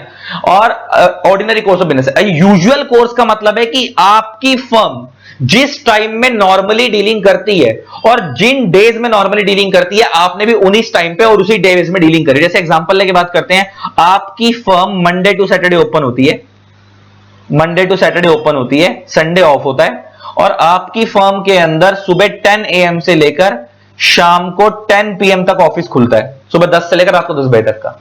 तो आपका जो यूजुअल कोर्स है वो यूजुअल कोर्स क्या है, मंडे टू सैटरडे सुबह 10 बजे से लेकर शाम को 10। तो इसका अगर मान लो ये जो XYZ तीन पार्टनर है, ये जो XYZ तीन पार्टनर है, इसमें जो Z फर्म के बिहाफ पे गुड्स खरीद कर लाया और इसने वो मिसमैनेजमेंट कर दिए, तो अब हमारे को अगर पूरी फर्म को लायबल ठहराना है तो हमें तीन चीजें देखनी पड़ेंगी। पहली बात, क्या वो ऑर्डिनरी कोर्स ऑफ बिजनेस था? ऑर्डिनरी कोर्स ऑफ बिजनेस का मतलब समझ आ गया हमारे को कि भाई जिस चीज में फर्म डील करती है आप भी उसी चीज में डीलिंग करके आए। जैसे यस, हमारे एग्जांपल में यस कि फर्म रेडीमेड गारमेंट डील करके आती है, डील करती है, और ये भी 50 लाख रुपए के जो गुड्स लेकर आया वो रेडीमेड गारमेंट के लेकर आया। तो पहली चीज ऑर्डिनरी कोर्स ऑफ बिजनेस तो था। क्या वो यूजुअल कोर्स में हुई थी? यूजुअल कोर्स का मतलब नॉर्मली जिस टाइम पे और जिस डे में फर्म ट्रांजेक्शन करती है, क्या उसी दिन हुई थी? जैसे मंडे टू सैटरडे, क्या मंडे टू सैटरडे के बीच में ही हुई थी? क्या सुबह 10 बजे से लेकर आपको 10 बजे के बीच में ही हुई थी? अगर ये भी पूरा हो रहा है तो सेकंड कंडीशन पूरी हो गई। थर्ड कंडीशन है, क्या फर्म के बिहाफ पे की गई थी वो ट्रांजैक्शन? फर्म के बिहाफ पे की मतलब वो बोल के लाया सामने वाले को कि भाई मैं फर्म के लिए लेके जा रहा हूं। वो अलग बात है कि वो बाद में पैसा फर्म में नहीं लगा रहा, लेकिन सामने वाले से डीलिंग करते वक्त तो यही बोल कर आया कि मैं ट्रांजैक्शन फर्म के बिहाफ पे करके आ रहा हूं। अगर ये कंडीशन भी पूरी हो रही है तो पूरी की पूरी फर्म लायबल होगी, भले ही वो चीज पार्टनरशिप डीड में भले ही वो चीज क्या कहते हैं पार्टनरशिप में वो पैसा आया है नहीं आया, भले ही पार्टनरशिप को उस चीज का बेनिफिट मिला नहीं मिला, अगर नुकसान भी हो रहा है स्टिल सबको मिलकर चुकाना पड़ेगा, पूरी की पूरी फर्म लायबल होगी। This is called implied authority. किन पॉइंटों में लायबल होगी इंप्लाइड अथॉरिटी के? 9 पॉइंट के केस के अंदर जो लॉ ने बताए। तो इसका मतलब हमारे को इंप्लाइड अथॉरिटी अगर अट्रैक्ट करवानी है तो हमारे को तीन कंडीशन क्या ध्यान रखनी है। पहली बात, ऑर्डिनरी कोर्स ऑफ बिजनेस में ट्रांजैक्शन होनी चाहिए।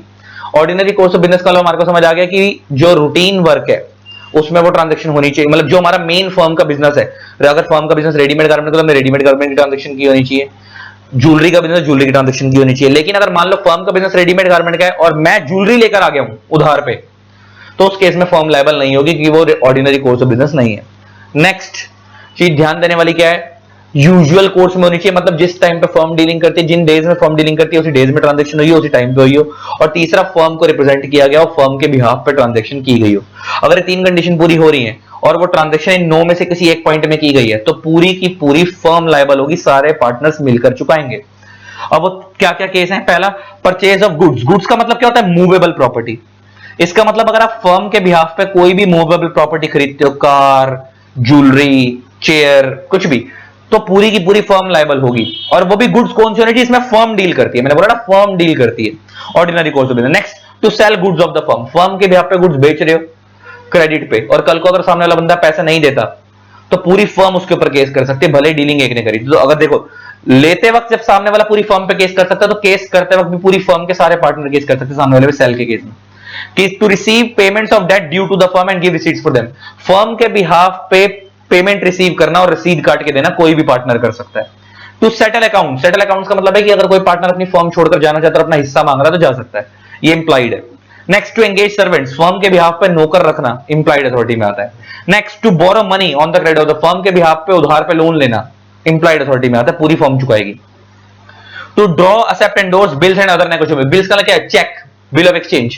फर्म के बिहाफ पे चेक काट कर देना, फर्म के बिहाफ पे बिल ऑफ एक्सचेंज काट कर देना, ऑर्डिनरी कोर्स ऑफ बिजनेस है, पूरी की पूरी फर्म लायबल होगी। To pledge goods. फर्म के बिहाफ पे गुड्स गिरवी करना किसी और को, ऑर्डिनरी कोर्स ऑफ बिजनेस है। To employ a solicitor to defend action against the firm of the goods. अगर फर्म के बिहाफ पे कोई लॉयर हायर करना तो ऑर्डिनरी कोर्स ऑफ बिजनेस है, तो भी पूरी इंप्लाइड अथॉरिटी के अंदर आ रहा है, पूरी की पूरी फर्म लायबल होगी। तो इन 9 केसेस के अंदर पूरी की पूरी फर्म लायबल होगी। अच्छा, एक चीज और, आप चाहो ना तो इस इंप्लाइड को एक्सप्रेस भी बना सकते हो, लेकिन स्टिल उसका इंपैक्ट इंप्लाइड ही रहेगा। अब ये मैं क्या बोल गया, जरा सुनना बड़े ध्यान से। मैंने क्या बोला? आप चाहो तो एक्सप्रेस को इंप्लाइड, ये इंप्लाइड अथॉरिटी मतलब ये मैंने बोला इंप्लाइड का मतलब क्या है कि बोलने और लिखने की जरूरत नहीं है, ये 9 काम कोई भी पार्टनर कभी भी कर सकता है, पूरी फर्म लायबल होगी। तो ये इंप्लाइड हो गई ना, कि मतलब अलग से लिखवाना नहीं पड़ रहा कि भाई ये वाला काम यही बंदा करेगा, कोई भी करे पूरी की पूरी फर्म लायबल होगी 9 कामों के लिए। लेकिन मैंने क्या बोला, आप इंप्लाइड को एक्सप्रेस में कन्वर्ट कर सकते हो, लेकिन साला उसका इफेक्ट इंप्लाइड ही रहेगा। अब ये क्या मतलब है, मैं समझाता हूं। जैसे मान लो एक XYZ फर्म है, अब हमने क्या करा, मान लो इसमें 3 पार्टनर है XYZ। अब हमने ना इसके अंदर ना गुड्स की परचेज सेल की पावर, परचेज और सेल की पावर, परचेज और सेल ऑफ गुड्स की पावर X को दे दी, फर्म के लीगल मैटर्स देखने की पावर Y को दे दी, एंड फर्म के मार्केटिंग वाले मैटर्स देखने की पावर Z को दे दी, मार्केटिंग की पावर Z को दे दी। 3 पार्टनर्स हैं, XYZ फर्म है, मान लो रेडीमेड गारमेंट्स में डील करती है, और इसके अंदर 3 पार्टनर्स हैं, तो हमने क्या करा, तीनों की पावर बांट दी। अच्छा, अभी हमने पीछे पढ़ा परचेज और सेल ऑफ गुड्स, यहां परचेज भी आ रहा है और सेल भी आ रहा है, इंप्लाइड अथॉरिटी में आता है, लेकिन हमने इंप्लाइड को एक्सप्रेस में कन्वर्ट कर दिया। हमने ये थोड़ी बोला, हमने तो लिखवा दिया डीड के अंदर कि भाई ये परचेज सेल सारे नहीं देखेंगे, खाली कौन देखेगा, एक्स ही देखेगा। इसका मतलब वैसे तो लॉ मेकर ने हमें इंप्लाइड में अलाउ करा था, लेकिन हमने उसको एक्सप्रेसली डीड के अंदर लिखवा दिया कि भाई परचेज सेल खाली एक्स देखेगा। अब परचेज सेल खाली एक्स देखेगा, ये हमें तो पता है, बाहर वाले को थोड़ी पता है। बाहर वाले के लिए तो परचेज सेल इंप्लाइड अथॉरिटी है, मतलब कोई भी डील करे। अब मान लो, अब इसमें लॉ क्या बोलता है, मैं इसको, ये तो सेक्शन 19 था ना, अब मैं इसको सेक्शन 20 से कनेक्ट कर रहा हूं। सेक्शन 20 क्या बोलता है इस चीज को लेकर। अब मान लो एक एबीसी फर्म है, अब एबीसी फर्म जो है ना, वो सप्लायर, वो सेलर है, या कह लो सप्लायर कह लो, वो ये जो एबीसी फर्म है ये सप्लायर है, ये इनको गुड सप्लाई करती है। ये क्या करती है, गुड सप्लाई करती है। अच्छा, इसकी नजरों में जो परचेज सेल है वो इंप्लाइड अथॉरिटी, इसको पता ही नहीं है कि इंप्लाइड अथॉरिटी मतलब ये एक्सप्रेसली पावर एक्स को दी हुई है कि खाली एक्स ही परचेज सेल देखेगा।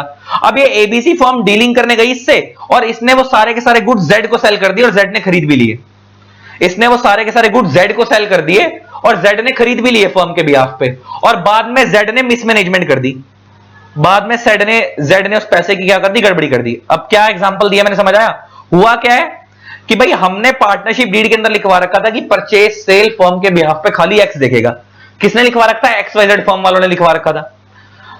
और वैसे भी परचेज और सेल इंप्लाइड अथॉरिटी के अंदर आती है, लेकिन हमने उसको एक्सप्रेस कन्वर्ट कर दिया। एक्सप्रेस मींस हमने लिखवा दिया था। अच्छा, इंप्लाइड का मतलब तो क्या है कि इनमें से कोई भी डील करता पूरी फर्म लायबल होती, लेकिन हमने स्पेसिफिकली क्या लिखवाया, भाई कोई भी डील नहीं करेगा, खाली एक्स डील करेगा, हमने डीड में लिखवा दिया, तो हमने उस इंप्लाइड को एक्सप्रेस में कन्वर्ट कर दिया। लेकिन जब एबीसी फर्म अपना गुड्स सामान बेचने गई क्रेडिट पे, तो वो गुड्स एक्स ने नहीं खरीदे, जेड ने खरीदे फर्म के बिहाफ पे, और जेड ने खरीद भी लिया और रिसीव भी कर लिया। लेकिन वो फर्म के बिहाफ पे उसने ट्रांजैक्शन तो कर ली, लेकिन वो गुड्स जो उसकी पेमेंट देने, और वो गुड्स वो फर्म में लेके नहीं गया, उसने कहीं और ठिकाने लगा दिए। अब जब पेमेंट चुकाने की बारी आएगी तो तीनों अभी भी मिलके चुकाएंगे। ये फर्म ये नहीं बोल सकती कि भाई ये तो पावर एक्स के पास थी, आपने जेड को क्यों सप्लाई करे। बाहर वाले को थोड़ी पता है कि पावर एक्स के पास थी, ये तो तुम्हें पता है, तुमने आपस में बांटी है। बाहर वाले के लिए पॉइंट इंप्लाइड में ही रहेगा, पूरी फर्म लायबल होगी। लेकिन लॉ कहता है अगर इस फर्म को जानकारी थी, अगर इस एबीसी फर्म को पता था कि परचेज सेल की पावर एक्स के पास है, लेकिन स्टिल वो जेड से डील कर रही थी, तो उस केस के अंदर एबीसी फर्म पूरी फर्म के ऊपर केस नहीं कर सकती, वो खाली जेड और इनका आपस में ही निपटेंगे। फिर ये तो फिर वो खाली जेड के ऊपर ही केस करेगी, पूरी फर्म पे केस नहीं करेगी रिकवरी के लिए, क्योंकि यहां पे एबीसी फर्म की खुद की गलती है। तो हमने क्या समझा कि इंप्लाइड अथॉरिटी के केस को अगर आप एक्सप्रेस बना भी देते हो, जैसे भी हमने एग्जांपल देके समझा कि जैसे परचेज सेल नॉर्मली इंप्लाइड में आती है, पूरी फर्म लायबल होती है। अगर आप उसे एक्सप्रेस बना भी रहे हो, जैसे हमने एक्सप्रेस बना दिया, इंप्लाइड को कन्वर्ट करके एक्सप्रेस बना दिया, मतलब वो पावर पूरी फर्म की थी, लेकिन हमने खाली एक्स को दे दी, लेकिन बाहर वाले को थोड़ी पता है। तो ऐसे केस में अगर वो बाहर वाला अगर आपकी फर्म के किसी और पार्टनर से डील कर लेते, जैसे एग्जांपल में परचेज सेल एक्स के पास है, लेकिन उसने परचेज सेल जेड के साथ कर ली, तो तब भी पूरी फर्म ही लायबल होगी, क्योंकि परचेज सेल इंप्लाइड अथॉरिटी का मैटर है, पूरी फर्म लायबल होगी। लेकिन सेक्शन ये था, ये बात तो सेक्शन 19 तक की है। अब सेक्शन 20 को कनेक्ट करके साथ में क्या बोलता है, सेक्शन 20 बोलता है अगर बाहर वाले को यह बात पता थी कि भाई ये पावर बढ़ चुकी है और खाली एक्स को दी गई है, बाकियों के पास नहीं है, लेकिन स्टिल वो जेड से डीलिंग करके चला गया परचेज सेल की, तो उस केस में फिर पूरी फर्म लायबल नहीं होगी, वो खाली अकेला लायबल होगा, वो बंदा जिसके साथ उसने डीलिंग करी। ठीक है जी, तो हमने 19 और 20 को कनेक्ट भी कर दिया। तो अब ये 19 मैंने तुम्हें समझा दिया। अच्छा, ये तो था 19, वो था जहां पे इंप्लाइड अथॉरिटी होती है। एक 19 के अंदर ही एक चीज और लिखी हुई है कि कहां कहां इंप्लाइड अथॉरिटी नहीं होती। ये भी पेपर में एक बार आया हुआ है कि इंप्लाइड अथॉरिटी नहीं होती, मतलब ये वाली चीज सिर्फ तभी हो पाएगी अगर आपने डीड में लिखी है। तो ये पावर इंप्लाइड नहीं है, मतलब जिस बंदे को पावर दी है वही बंदा ये काम करेगा, और बाकी हर कोई बंदा ये काम नहीं करेगा। पहला submit a dispute relating to the matter to the arbitration. जैसे इंडिया में कोर्ट होते हैं, ऐसे आर्बिट्रेशन होते हैं। तो अगर आपकी अपनी पार्टनरशिप फर्म को केस को आर्बिट्रेटर पे लेकर जाना है, कोर्ट में ना ले जाकर, तो उसके लिए आपको डीड में पहले से लिखना पड़ेगा इसकी इंप्लाइड अथॉरिटी नहीं है। Next, opening a bank account on behalf of the firm in his own name. In his own name बड़ा इंपॉर्टेंट है। अगर आप पार्टनरशिप फर्म के बिहाफ पे बैंक अकाउंट खुलवाना चाहते हो, लेकिन खुलवाना अपने नाम पे चाहते हो, मतलब बैंक अकाउंट फर्म का खुलेगा लेकिन खुलवाना आप किसके नाम पे चाहते हो? अपने नाम पे। मतलब आप ये चाह रहे हो कि फर्म का जितना भी पैसे का लेन देन हो वो फर्म का हो लेकिन अकाउंट आपके नाम से खुले। अगर आप ऐसा चाहते हो तो इंप्लाइड अथॉरिटी नहीं है, आपको अलग से सारे पार्टनर से परमिशन लेनी पड़ेगी। तो नो इंप्लाइड अथॉरिटी का मतलब क्या है कि यहां पे अपने आप ये काम नहीं कर सकते, सारे पार्टनर से परमिशन लेनी पड़ेगी, डीड में लिखा होना चाहिए, तभी आप ये काम कर सकते हो। तो ये सारे पॉइंट आप अपने आप पढ़ लेना, डिटेल में तो मैं पढ़ाता ही हूं लेकिन क्लास के अंदर, लेकिन आप पढ़ लेना। ये मेन इतना खास रेलेवेंस नहीं, लेकिन एक दो बार पेपर में आया हुआ है। मेन जो रेलेवेंट था वो ये था 19 सेक्शन नंबर 19 कि क्या बोलता है इंप्लाइड अथॉरिटी क्या होती है, मैंने समझा दिया। इंप्लाइड अथॉरिटी होने के लिए तीन चीजें पूरी होंगी तभी इंप्लाइड अथॉरिटी का कांसेप्ट लगेगा। कब कब कि एक तो यूजुअल कोर्स में होनी चाहिए, मतलब जिस टाइम में फर्म डील करती है उस टाइम में ट्रांजैक्शन होनी चाहिए। दूसरा, फर्म का ऑर्डिनरी कोर्स ऑफ बिजनेस जो है उसी चीज को लेकर ट्रांजैक्शन होनी चाहिए। और तीसरा, फर्म के बिहाफ पे होनी चाहिए, तो पूरी फर्म लायबल होगी। और सेक्शन 20 के अंदर क्या लिखा हुआ मैंने तुम्हारे को वो बता दिया कि सेक्शन 20 के अंदर कि अगर नॉर्मली तो पूरी फर्म लायबल होगी, लेकिन अगर आपने उस इंप्लाइड को एक्सप्रेस में कन्वर्ट कर रखा है और स्पेसिफिकली पावर दे रखी है तो उस केस में वो अकेला पार्टनर लायबल होगा, अगर बाहर वाले को बात पता है तो। अगर बाहर वाले को बात नहीं पता है तो उस केस में फिर इंप्लाइड अथॉरिटी चलती रहेगी, पूरी फर्म लायबल होगी। लेकिन अगर बाहर वाले को पता था कि ये पावर इसके पास नहीं है, स्टिल वो उससे डीलिंग कर रहा है फर्म से किसी और पार्टनर से, तो बाहर वाले की गलती है, तो आप पूरी फर्म लायबल होंगे, वो अकेला लायबल होगा। मैं एग्जांपल देके समझाता हूं, नीचे केस स्टडी आई हुई है, जरा देख लो। वैसे समझा भी दिया, एक केस करवा देता हूं क्वेश्चन आंसर्स में। क्वेश्चन देखना क्या है, क्वेश्चन देखो भाई, ध्यान से देखो। क्वेश्चन नंबर 2 है, A B and C are partners of a partnership firm ABC and company. तो मैं यहां पर बनाता चलता हूं। तो एक एबीसी फर्म है और इसके अंदर 3 पार्टनर्स हैं, ए बी और सी। ये तीनों कौन है? पार्टनर्स हैं इस पार्टनरशिप फर्म के। आगे बढ़ते हैं। अच्छा, firm is a dealer in office furniture. तो यहीं रुक जाओ। तो फर्म का ऑर्डिनरी कोर्स ऑफ बिजनेस क्या है? Office furniture. फर्म फर्नीचर बेचती है ऑफिस के लिए, जो ऑफिस में चेयर्स टेबल्स जो चाहिए होती हैं वो सब फर्नीचर में डील करती है फर्म, ये सब सामान बेचती है। तो ऑफिस फर्नीचर फर्म का ऑर्डिनरी कोर्स ऑफ बिजनेस है। क्या है? Ordinary course of business.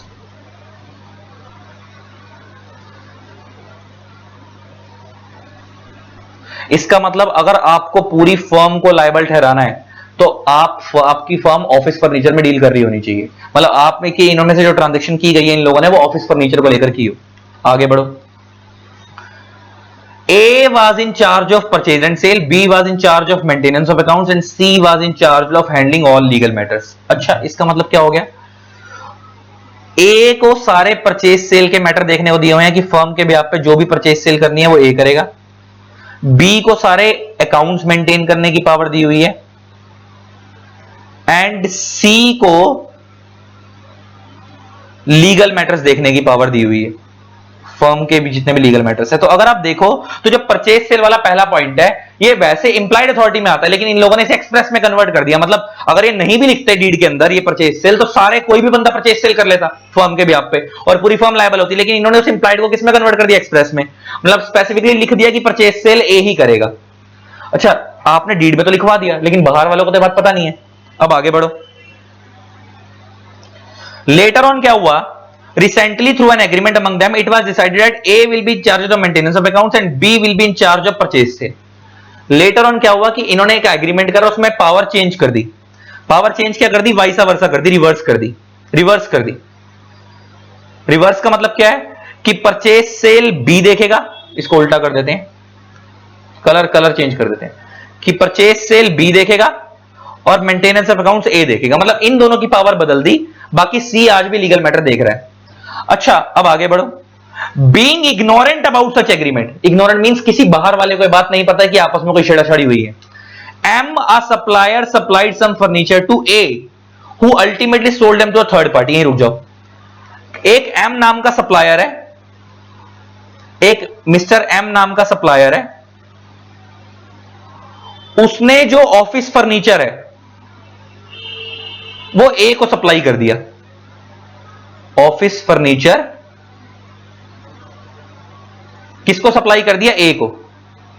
अच्छा, मगर ए तो अब परचेज सेल देखता ही नहीं है, ए को तो अब किस चीज की पावर दे दी गई? अकाउंट्स मेंटेन करने की। पहले देखता था, और अब परचेज सेल की पावर बी के पास है, लेकिन सप्लाई किसने कर दी? एम ने ए को कर दी, और ए ने ले भी ली। अब यहीं रुक जाओ, मैंने तुम्हारे को क्या बोला था कि अगर आप इंप्लाइड को एक्सप्रेस कन्वर्ट कर भी दो, और मगर बाहर वाले को ये बात नहीं पता, तो बाहर वाले की नजरों में वो इंप्लाइड ही रहेगा। बाहर वाले की नजरों में वो किसी को भी सप्लाई करे पूरी फर्म लायबल होगी। तो बाहर वाले को यहां पे क्या लिखा, लाइन लिखी है clear cut, being ignorant about such agreement. M को ये बात नहीं पता कि किसके पास परचेज सेल की पावर है। एम को नहीं पता कि पावर, एम को तो पहले से दिमाग में ये था कि भाई ए के पास परचेज सेल थी, तो एम ने ए को सप्लाई कर दी, भले ही ये पावर बदल चुकी है। अब ए अकाउंट्स देखता है, ए परचेज सेल नहीं देखता, लेकिन एम ने सप्लाई किसको कर दी? ए को ही कर दी, और ए ने ले भी ली। तो क्या अब पूरी फर्म लायबल होगी? यस, पूरी फर्म लायबल होगी, क्योंकि एम की कोई गलती नहीं है। क्योंकि एम की नजरों में इंप्लाइड अथॉरिटी में, इंप्लाइड अथॉरिटी के केस में अगर एक पार्टनर हरकत करेगा पूरी फर्म लायबल होगी। अगर उसको ये बात नहीं पता, तो ये बात तो सेक्शन 19 की है। सेक्शन 20 क्या बोलता है? अगर इस एम को इस बारे में जानकारी होती, अगर एम को ये बात पता होती कि भाई परचेज सेल की पावर अब ए के पास से छिन के बी के पास जा चुकी है, और स्टिल अगर एम ए को सप्लाई करता, तो एम की गलती मानी जाती, तो उस केस में पूरी फर्म लायबल नहीं होती, खाली एम और ए आपस में लायबल होते, एक दूसरे से लड़ते, पूरी फर्म जिम्मेवार नहीं होती। अब इसी में देखो एक नीचे एक सिचुएशन और बनाई हुई है।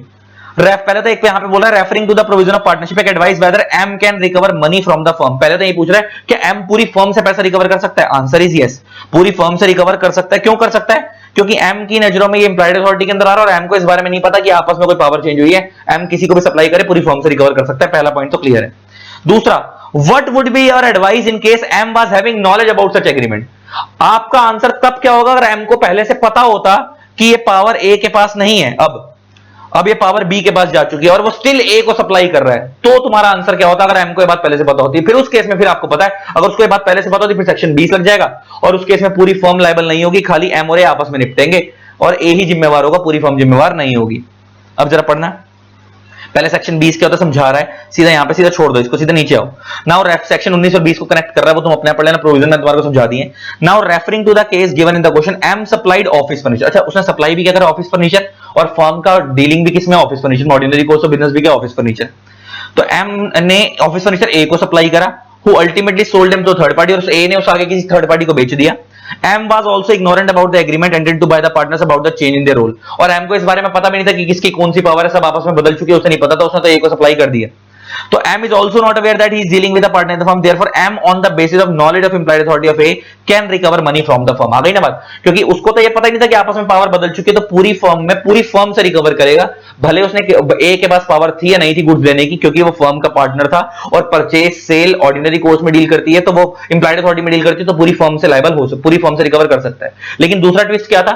सेकंड सिचुएशन में अगर M को पहले से पता था कि भाई ये पावर A के पास परचेज सेल की नहीं है, बढ़ चुकी है, तो क्या अब वो पूरी फर्म से रिकवर कर सकता है? आपको पता अब नहीं कर सकता, तो he can not recover money from the firm. अब वो खाली एम से ही डीलिंग, ए से ही डीलिंग करेगा। अगर उसको बात पता थी और स्टिल उसने सप्लाई करी, तो अब वो ए और एम आपस में निपटेंगे, पूरी फर्म जिम्मेवार नहीं है।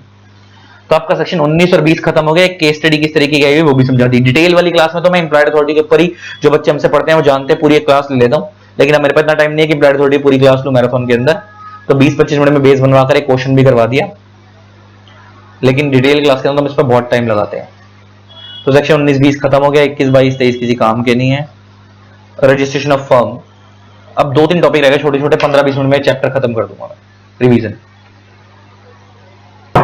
अब आता है गाइस आपका next topic, registration of a firm. पहली बात तो आपको एक चीज पता है कि पार्टनरशिप को रजिस्टर करना मैंडेटरी नहीं होता, ऑप्शनल होता है। मगर आप उसे अगर रजिस्टर नहीं कराओगे तो उसके कुछ नुकसान होते हैं जो आपको भुगतने पड़ सकते हैं, वो हम आगे जाके देखेंगे क्या नुकसान है।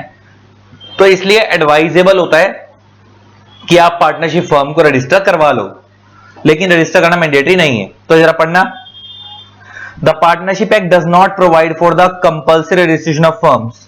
पार्टनरशिप कंपल्सरी रजिस्ट्रेशन के लिए नहीं बोलता, and there is no penalty on non registration of partnership firm. जब रजिस्टर करना मैंडेटरी है ही नहीं, तो पेनल्टी किस बात की? तो पेनल्टी भी नहीं लगेगी।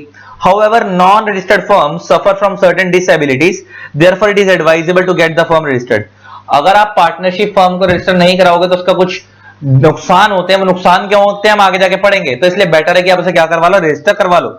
अब आता है प्रोसीजर फॉर रजिस्ट्रेशन। सबसे पहले रजिस्ट्रेशन करवाने का प्रोसीजर क्या होगा? सबसे पहले भारत सरकार एक रजिस्ट्रार अपॉइंट करेगी, उसके पास आप जाओगे अपनी फर्म को रजिस्टर करवाने, अपनी पार्टनरशिप डीड को रेडी करके, जो डॉक्यूमेंट, और ये पार्टनरशिप डीड जो होती है ना, एरिया वाइज रजिस्टर होती है। एरिया वाइज समझते हो, जैसे दिल्ली है, अब दिल्ली में भी ऐसा नहीं कि पूरी दिल्ली का रजिस्ट्रार एक ही होगा, दिल्ली में भी क्या होता है कि एरिया बटे होते हैं, जैसे नॉर्थ रीजन का रजिस्ट्रार अलग होगा, ईस्ट रीजन का अलग होगा, वेस्ट रीजन का रजिस्ट्रार अलग होगा, साउथ दिल्ली का रजिस्ट्रार अलग होगा। तो आप दिल्ली में किस एरिया में बना रहे हो, तो आप उस एरिया के रजिस्ट्रार के पास जाओगे और अपनी पार्टनरशिप फॉर्म का रजिस्टर करवाओगे। उस पार्टनरशिप डीड में क्या लिखवाओगे, पार्टनरशिप का नाम, पार्टनरशिप का प्लेस ऑफ बिजनेस, अगर पार्टनरशिप की कोई ब्रांच वगैरह उसकी डिटेल, कौन कौन पार्टनर ने कब कब ज्वाइन करा, उनके एड्रेस और पार्टनरशिप की अगर कोई ड्यूरेशन वगैरह वो, और सारे पार्टनर्स डीड के ऊपर साइन करेंगे। प्लस इसके अलावा आपकी पार्टनरशिप में कोई भी ऐसा नाम आप यूज नहीं करोगे, क्राउन, एम्पर, किंग, क्वीन, अगर ऐसा करना चाहते हो तो आपको गवर्नमेंट की परमिशन लेनी पड़ेगी। और आप सारे डॉक्यूमेंट जब आरओसी को, जब रजिस्ट्रार को सबमिट कर दोगे, अगर रजिस्ट्रार सेटिस्फाइड होगा तो आपको क्या दे देगा, सर्टिफिकेट ऑफ रजिस्ट्रेशन दे देगा और आपके रिकॉर्ड में अपने रिकॉर्ड में आपकी पार्टनरशिप फर्म का नाम डाल देगा। अब आगे बढ़ते हैं, what is effect of non registration. ये इंपॉर्टेंट है टॉपिक कि अगर आपने अपनी पार्टनरशिप फर्म का रजिस्टर नहीं कराया तो क्या नुकसान है। अगर आप अपनी पार्टनरशिप फर्म का रजिस्टर नहीं करवाते तो आप अदर पार्टनर्स के ऊपर केस नहीं कर सकते, आप किसी थर्ड पार्टी पे, आउटसाइडर पे केस नहीं कर सकते, आप 100 रुपए से ऊपर का सेट ऑफ का क्लेम नहीं कर सकते। सेट ऑफ समझते हो, सेट ऑफ का मतलब होता है जैसे मान लो मैंने आपसे 10 लाख रुपए लेने हैं, आपने मेरे से 5 लाख रुपए लेने हैं। एग्जाम्पल लेके बात करते हैं तो मैं लिखा देता हूं सेट ऑफ का मतलब क्या होता है। जैसे मान लो एक पर्सन है ए, मान लो एक पर्सन है बी, मान लो ए ने बी से 5 लाख रुपए लैंड किए थे, ए ने बी को, और बी ने ए को 10 लाख रुपए लैंड किए थे, 10 लाख रुपए दिए थे। तो ए ने बी से 5 लाख रुपए लेने हैं, बी ने ए से 10 लाख रुपए लेने हैं। तो बता ए क्या बोलेगा, ए बोलेगा एक काम कर भाई, मैंने तेरे को 10 लाख देने हैं लेकिन 5 तेरे से लेने भी हैं, तो एक काम कर इसको सेट ऑफ कर ले, 10 लाख माइनस 5 लाख, तो बचा कितना, 5 लाख। तो this is called set of, ये हो गया सेट ऑफ। तो ए क्या बोलेगा कि भाई मैं तेरे को सिर्फ नेट कितना पे कर देता हूं, नेट 5 लाख पे कर देता हूं, क्योंकि 10 मैंने तेरे से लिए थे लेकिन 5 मैंने तेरे को दिए भी तो थे, तो उसको माइनस कर दे। This is called set off. अब यहां पे सेट ऑफ क्या होता है ये तो समझ आ गया। अब वो क्या कह रहा है, अगर आपकी पार्टनरशिप फर्म अनरजिस्टर्ड है तो, और मान लो आपने सामने वाले से 10 लाख रुपए लेने हैं और उसने आपसे 5 लाख रुपए लेने हैं आपकी फर्म से, तो वो तो आपसे पूरे ले सकता है लेकिन आप खाली 100 रुपए सेट ऑफ कर सकते हो, आप 100 रुपए से सेट ऑफ नहीं कर सकते क्योंकि आपकी पार्टनरशिप फर्म क्या है, unregistered.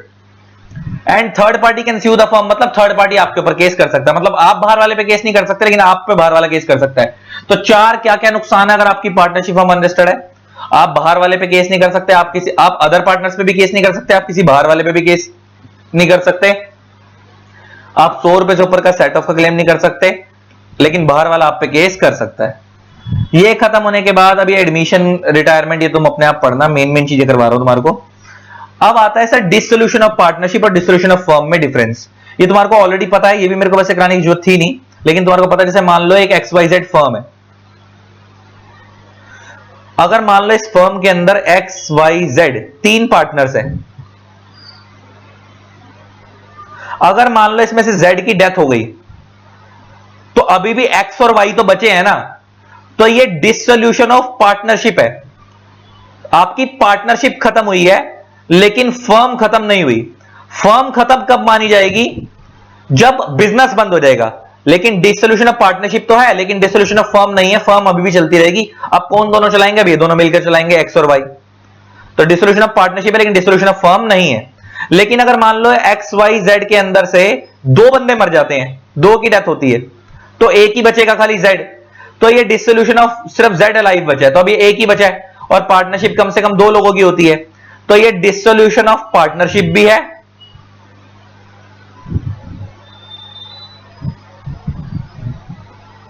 Plus dissolution of firm भी है। तो ये डिसोल्यूशन ऑफ पार्टनरशिप भी है प्लस डिसोल्यूशन ऑफ फर्म भी है।